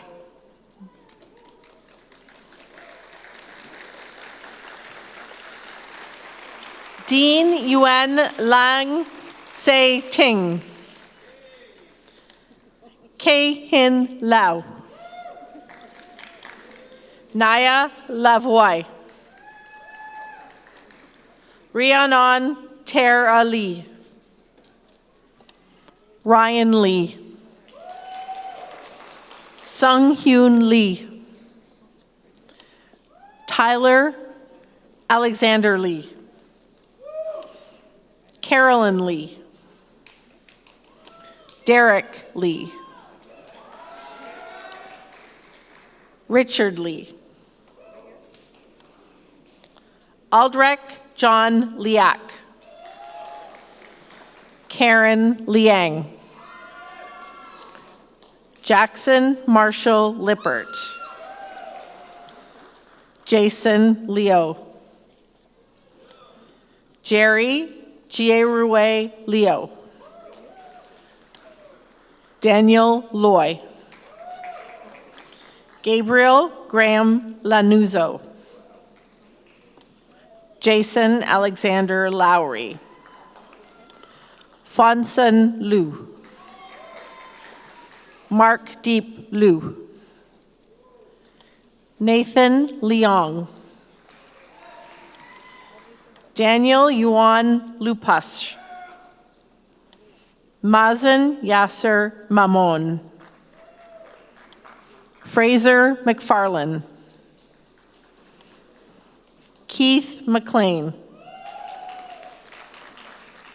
Rafe Malik. Waleed Malik. Alessia Lauren Manurin. Rafiq Manla Hassan. Thomas James Christopher Mann. Sava Manilovich.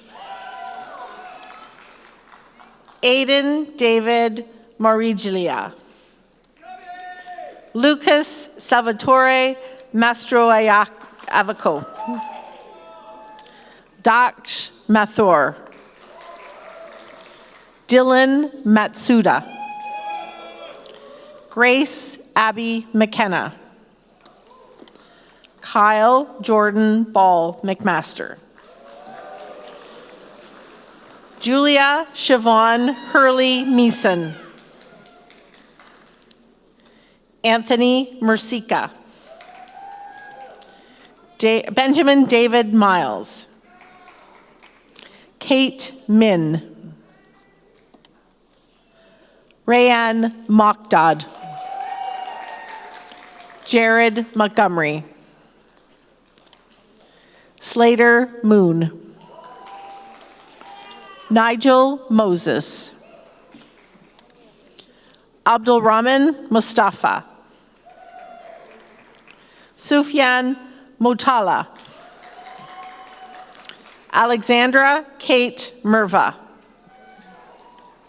Frederick Olivier Ward Smith Nantel. Mohammed Nassour. Wasif Naam.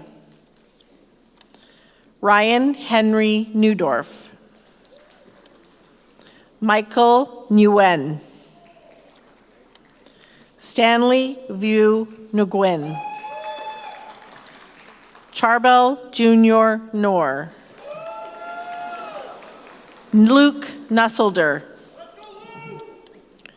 Samuel Uluwechumaliwo Ugun Dare.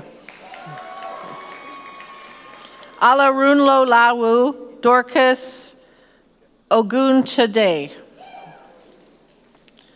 Connor Alexander O'Reilly Juarez.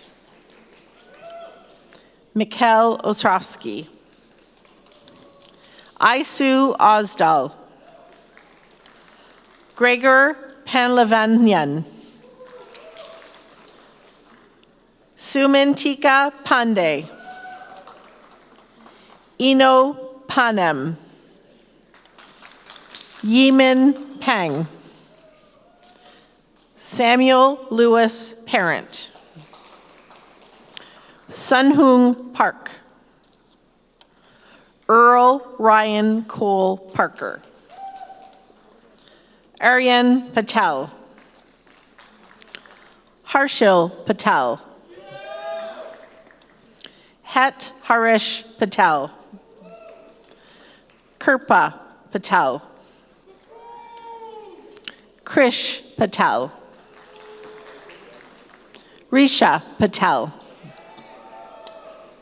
Rushi Patel. Smit Patel. Hamid Sajid Pathanan.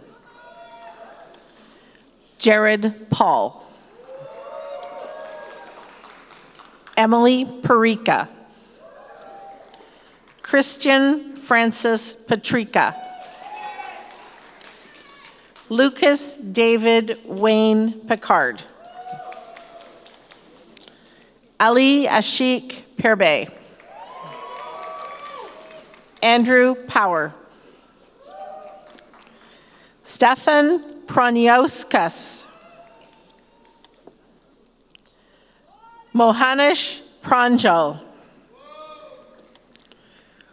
Giulio Stefano Paglicelli. Vega Bimasakriti Perwantoro. Ray Chu. Luigi Christopher Quattrochucchi. Taiwu David Rabiu.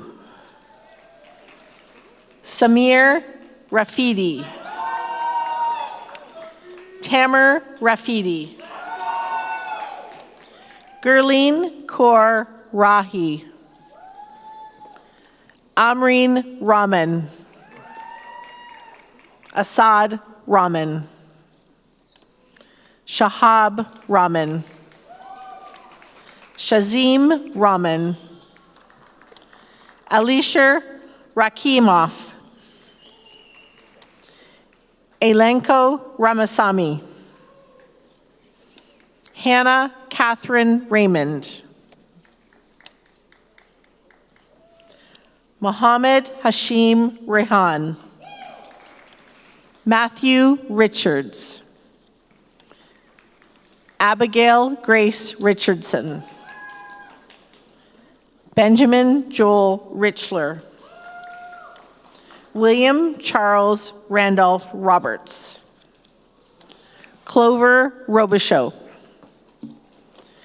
Nathan Joshua Rodriguez. Nathan John Rosehart. Sonia Josephine Ross. Thomas Joseph Rabiak. Ahmed Subra.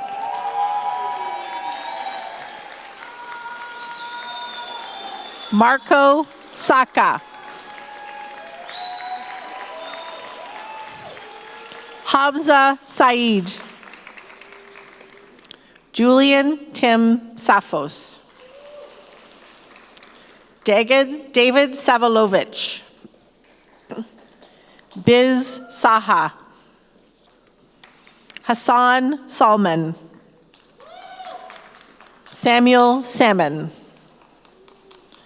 Stephen Tefel Samu. Tassine Imman Sarkar. Rebecca Schmelzer. Luke Nathaniel Sherman. Katie Scott. Yaya Salim. Aditya Roshan Senthilkumar. Kareem Shabaka. Safiullah Shah. Ahmed Shaheen. Falak Sheikh. Samir Shakil. Burhanuddin Shabir Shakir. Zaid Sharik. Akash Sharma. Shashank Sharma.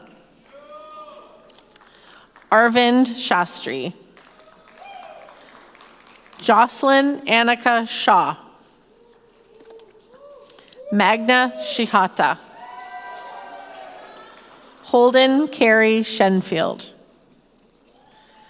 Nathan Imran Shehegobind.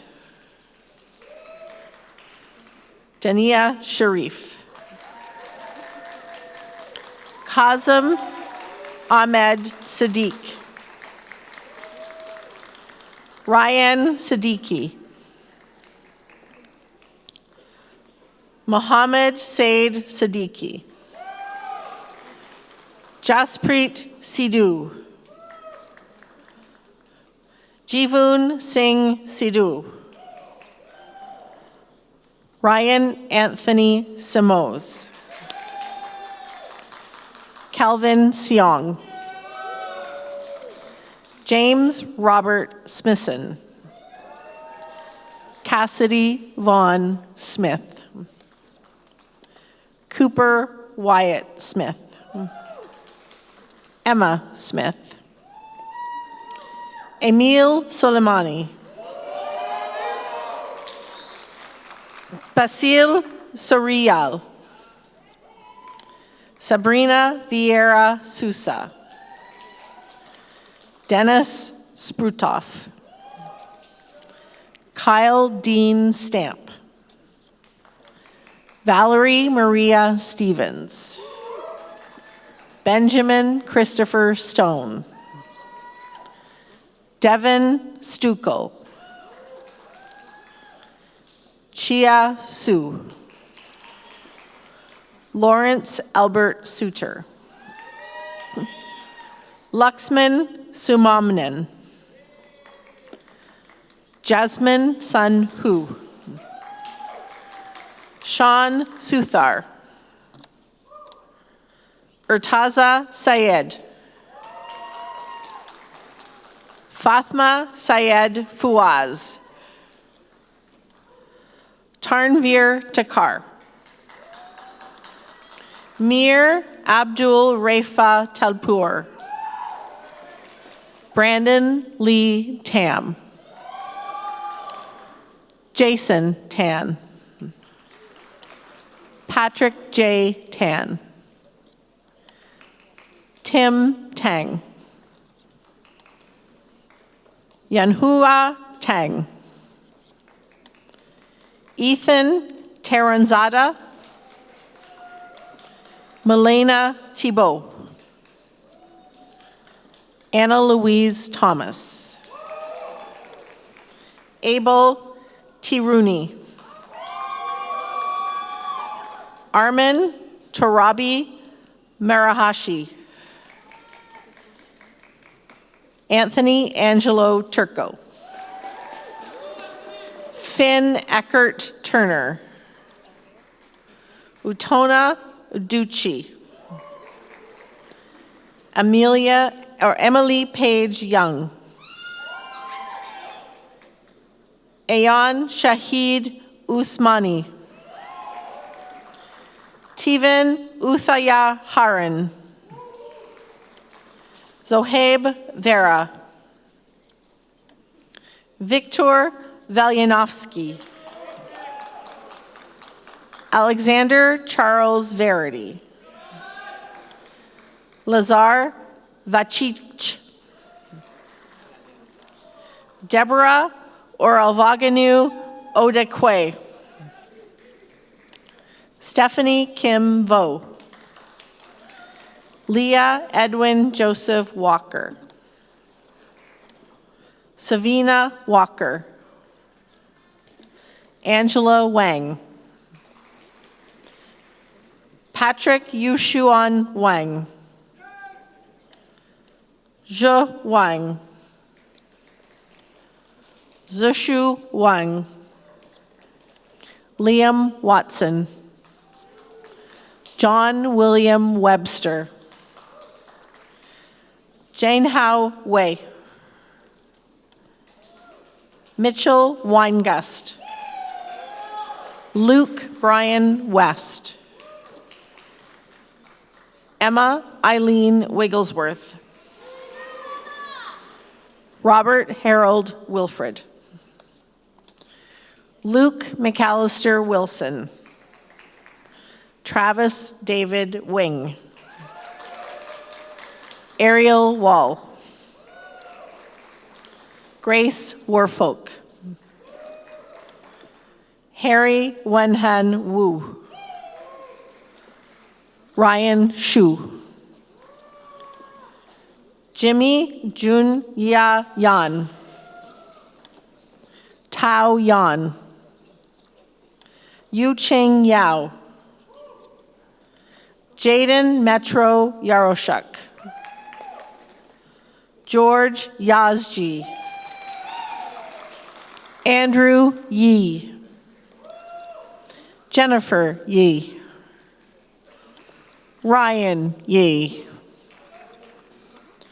Wenyu Yin. Ahis Yokumar. Hira Youssef. Matthew Chin Wan Yu. Tao Ming Yu. Felix Yuan. Fatima Zaharasani Sari. Saeed Ali Mahmoud Zaidi. Haidar Zartash. James William Zhang. Jiexin Zhang. Matthew Zhang. Sean Zhang. Catherine Zhang. Michael Yojian Zhang. Longpan Zhou. Bahar Abbasi Devland. Zainab Abdulsada.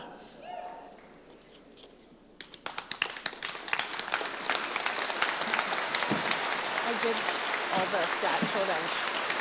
Okay.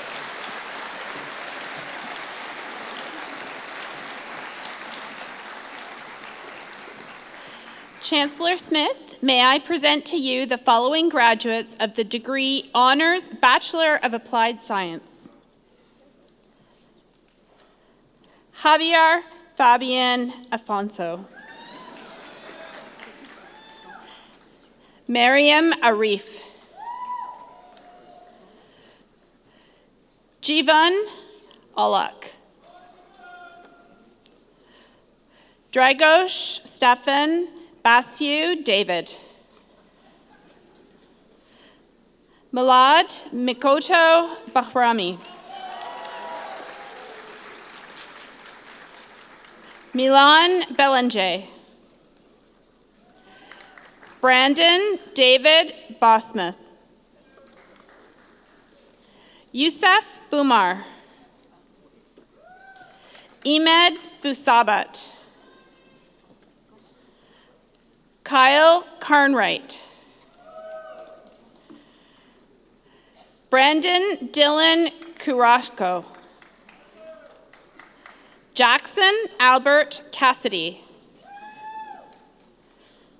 Bhuvesh Choshpra. Grace Kroom. Ritvek Dishbandi. Alicia Livia DeMello. Amit Erdem Dumlu. Suva Dut. Ivan Michael Ebos. Alexander Eckhart. Farzan Ali Faisal. Owen Gretzinger. Wyatt Terry Habinski. Mutaz Halal. Kieran Noah Ackles Henderson. Marie Hollington. Jason Wong. Anthony Arnaldo Guy Hunt. Muzumua Juanda. Swelaha Jasmine. Kumar Harshivandarda Jha. Unjali Joshi. Iman Khan. Advit Khanna.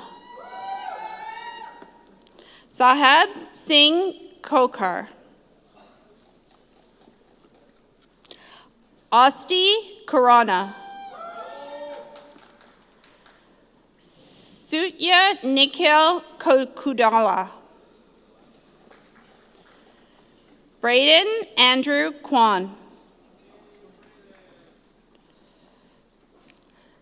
Ryan Lam.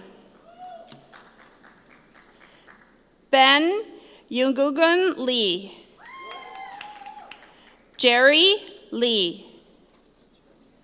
Melissa Lee.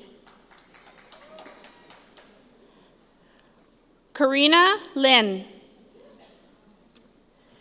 Deep Vikram Leah. Daniel Edwin Locke. Ayaz Lockhart. Christian Josh Majid. Jaden Mathias. J. Rajesh Mehta. Sharath Shajiv Menon. Dilakshan Mugurasu. Sarah Rose Nealons. Ryan Patterson. Isha Pisharodi. Paul Puskas. Karinde Daniel Rabiu. Mian Rafe. Mutasim Ramudan. Anupam Raj. Ujwal Raj. Robert Julian Rugina. Carl Sader. Maz Salim. Yuvraj Singh Sandhu. Akash Sathana Krishna. Riddhi Shah. Archit Sharma. Harshit Sharma. Kartik Sharma. Sarah Alyssa Samionescu. Jaskaran Singh. Gurveer Singh Sohal. Zifu Sun. Amar Babbitt. Drujav Vakor. Yushiao Tian. Joel Bindu Verghese. Yanchen Wang. Lei Wei. Emma Sabine Wilson. John Wu, Yang Xiao, Naga Yadlapati, Frank Hong Fu Yang, Sun Kyo Yoon, Byron Yuan Zhang,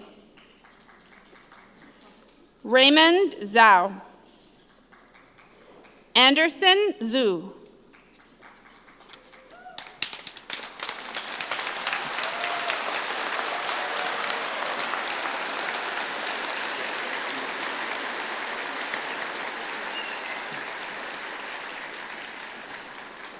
Chancellor Smith, may I present to you the following graduates of the Graduate Diploma University Network of Excellence in Nuclear Engineering. Ankar Singh Chalhal.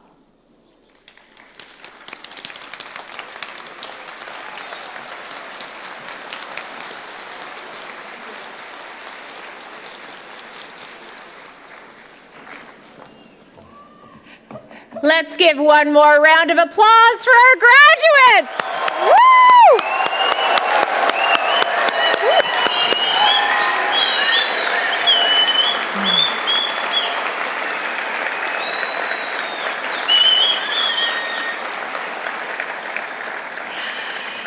I would now like to introduce Emily Nobes, a graduate of the degree Bachelor of Engineering and Society in the Engineering Physics and Society Co-op program, who will be delivering the valedictory address.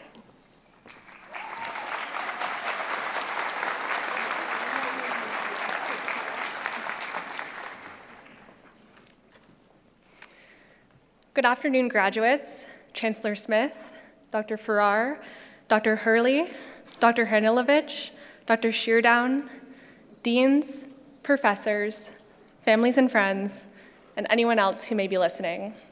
It's great to see you all. Thank you for allowing me to occupy some of your time on this special day. I would like to begin by taking you back to another lifetime, one that took place in my grade 11 physics class on April 10th, 2019. For those who may not recall, that was the day the first ever picture of a black hole was revealed to the public. I must admit, up until that morning, I had no idea that every image of a black hole I had seen was a best guess. It didn't take me long, though, to get excited, nor to convince my teacher to tune in to the unveiling. We happened to pick a live stream from Austria, where a scientist whose name I cannot dig up was delivering the pre-reveal speech. He took the podium as the voice of the many who had worked toward that day and reminded us of the importance of what we were about to participate in as a collective. Sounds like a tough job. Now, I could very easily have composed my speech similarly. I could have discussed the years of engineering effort that went into achieving that picture, which could easily have been a gateway into commentary on the valor of engineering effort and a call for each of you to use your skills to push the frontiers of human ability. Though this isn't unfounded, it would be unfair of me to pretend that that was my takeaway.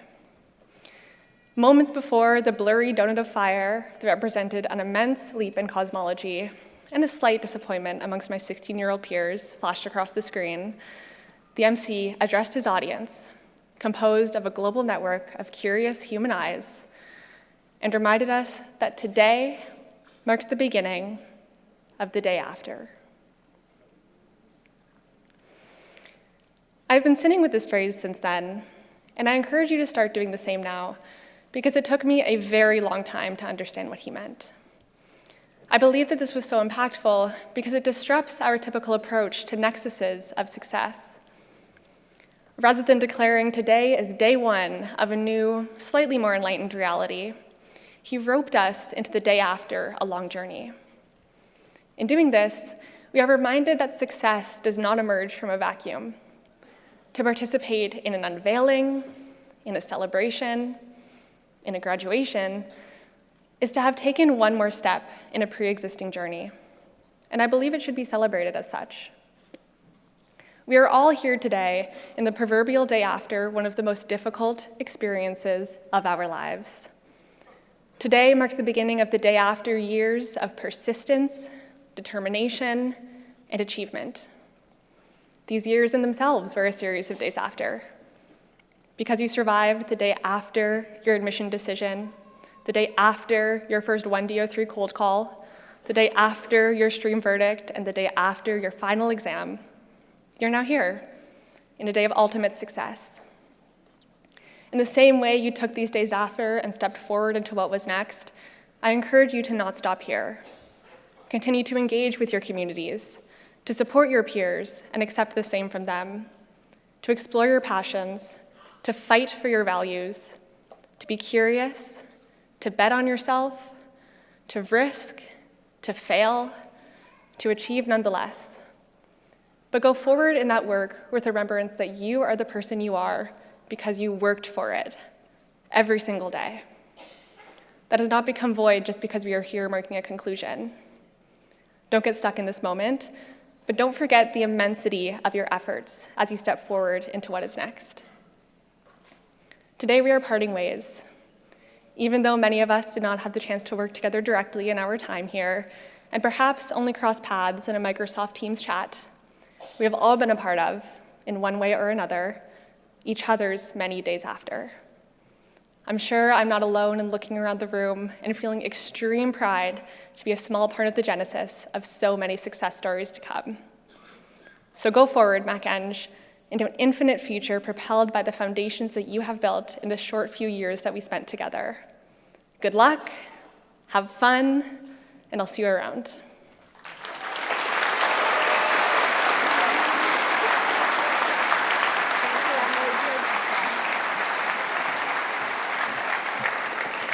Thank you, Emily.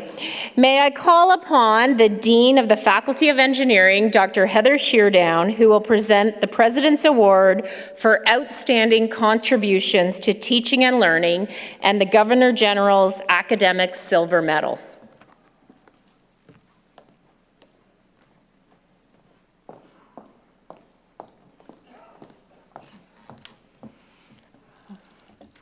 Would Dr. Seshasay Srinivasan please come forward? Dr. Seshasay Srinivasan is an associate professor in the W. Booth School of Engineering Practice and Technology. He is an exceptional scholar who excels in teaching, research, and educational leadership, providing a transformational learning experience for his students.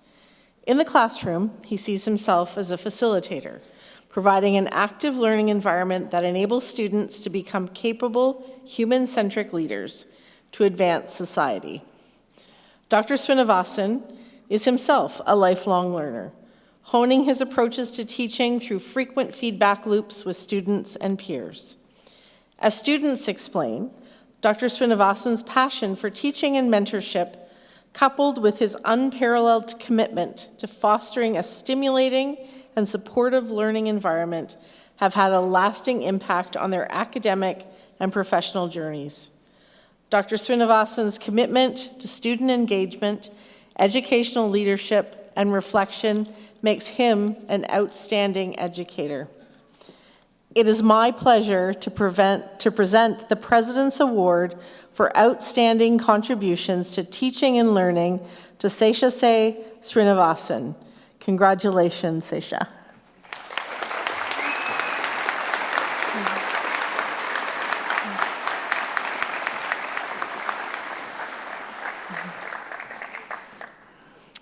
The Governor General's Academic Medal is one of the most prestigious awards a student in Canada can receive. Established in 1873, this honor recognizes exceptional academic achievement at the high school, collegiate, undergraduate, and graduate levels. Each year, McMaster awards just 3 Governor General's academic silver medals to the students at the university who have achieved the highest academic standing at the undergraduate level.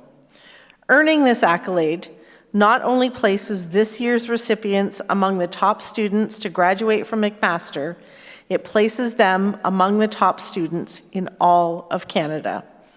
On behalf of Her Excellency, the Right Honorable Mary Simon, it gives me great pleasure to present the Governor General's Academic Medal to Anthony Turco.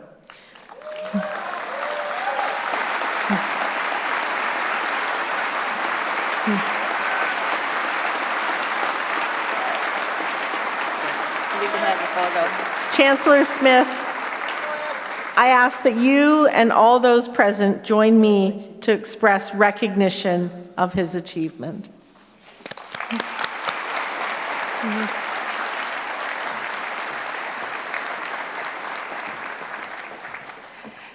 Congratulations, Dr. Srivastava and Anthony. I would now like to invite our President and Vice Chancellor, Dr. David Farrar, to the podium to deliver the President's address.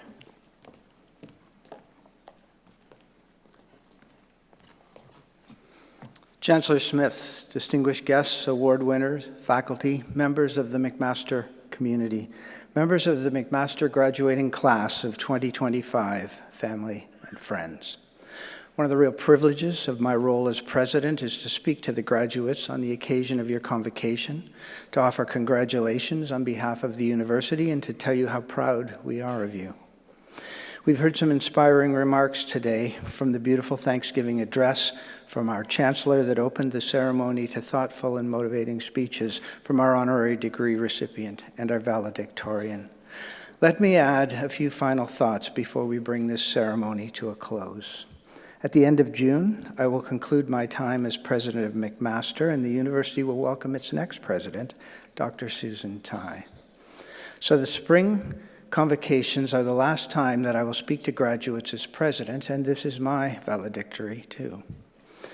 When I began my term as McMaster's 8th president in January 2020, I had hopes and dreams for what could be accomplished together in my 5 years as president.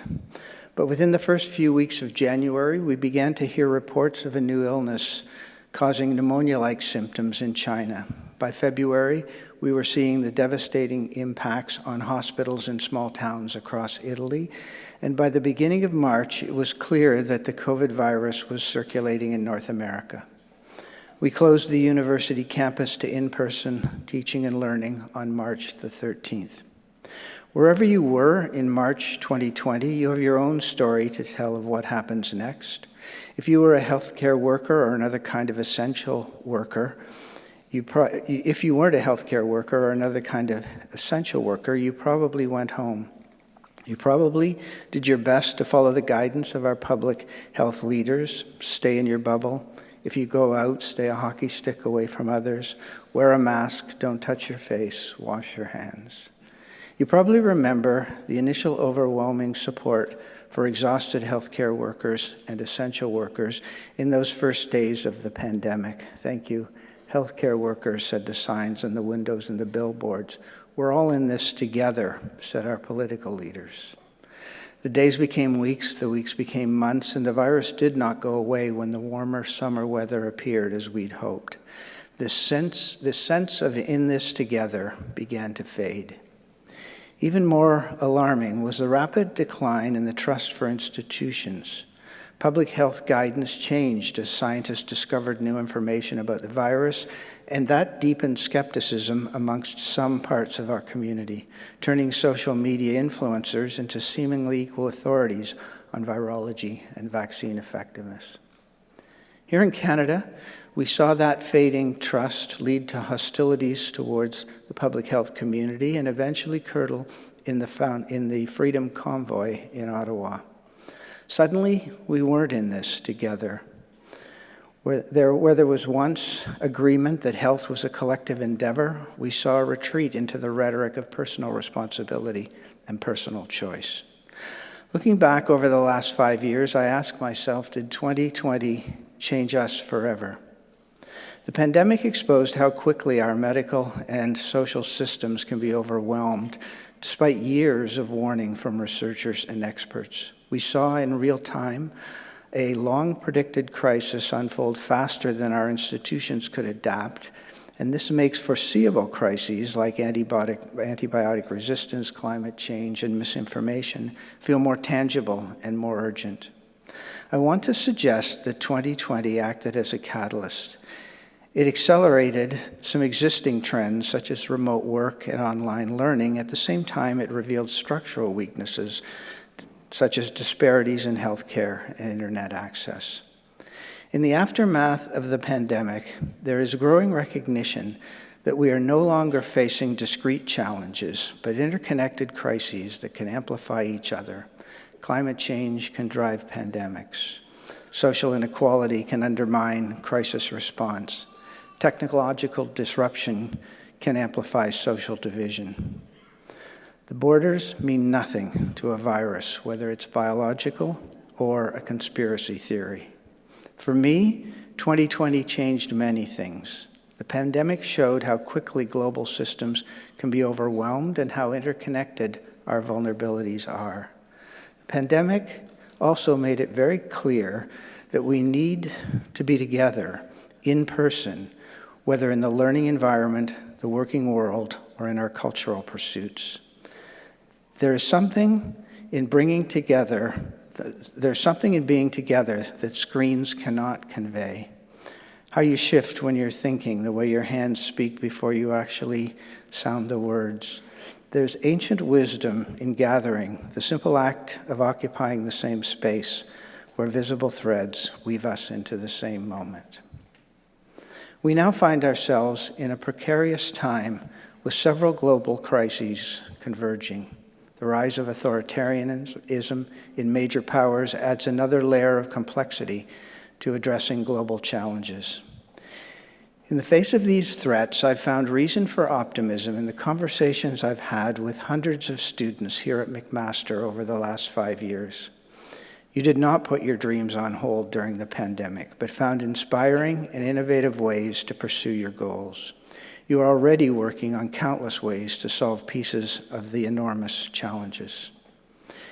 You have made lifelong friends, and you have built networks. You've volunteered and mentored and discovered your passions, and you have succeeded in a very difficult time.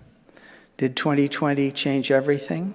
I think it made you more resilient, more determined, more collaborative.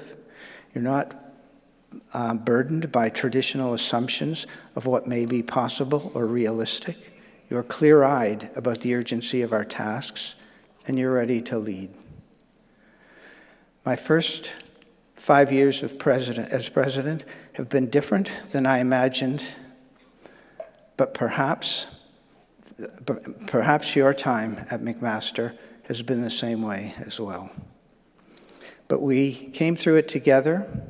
We've learned how strong we can be, especially when we work together, and we are leaving with incredible memories of our time here. Graduates, congratulations on your achievements. Do good things.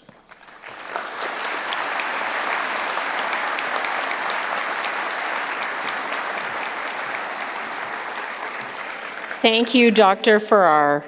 May I invite Chancellor Santee Smith back to the podium to deliver her closing remarks.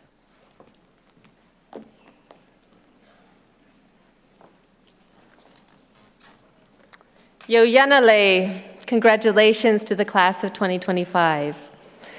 Yo Yanale means well done or great work, and I would like us all to shout it out together, and I'll teach you how to say it. The first sound is yo. Yo.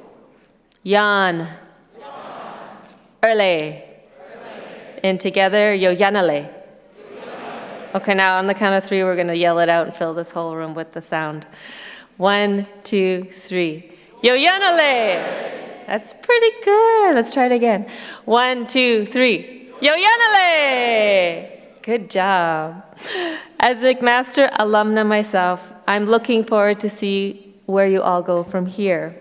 But you are all now graduates and members of the McMaster alumni family.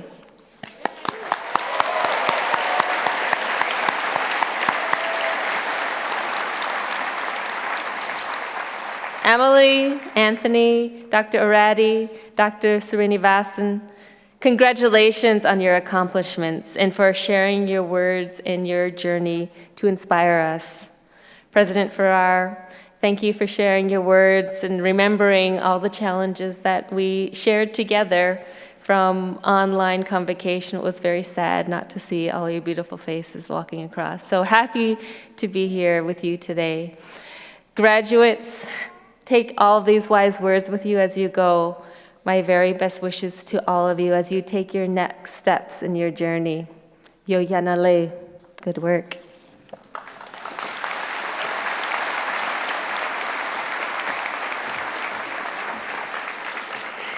Thank you, Chancellor Smith. We invite graduates and guests to visit Wentworth Room C immediately following your convocation ceremony, as there will be a gathering to welcome you as newly minted McMaster alumni, with light refreshments for you and your loved ones.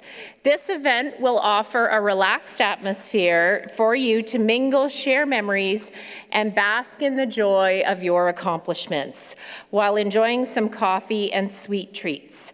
Let's make your special day even sweeter together.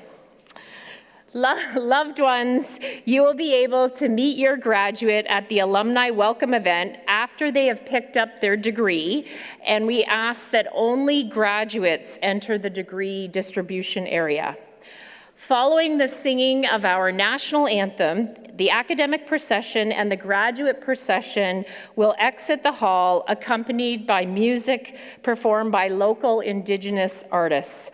I would ask that you please remain standing at your seats until the academic procession and the graduates have left the hall. Please join now in the singing of our national anthem. After the singing of our anthem, this convocation stands adjourned.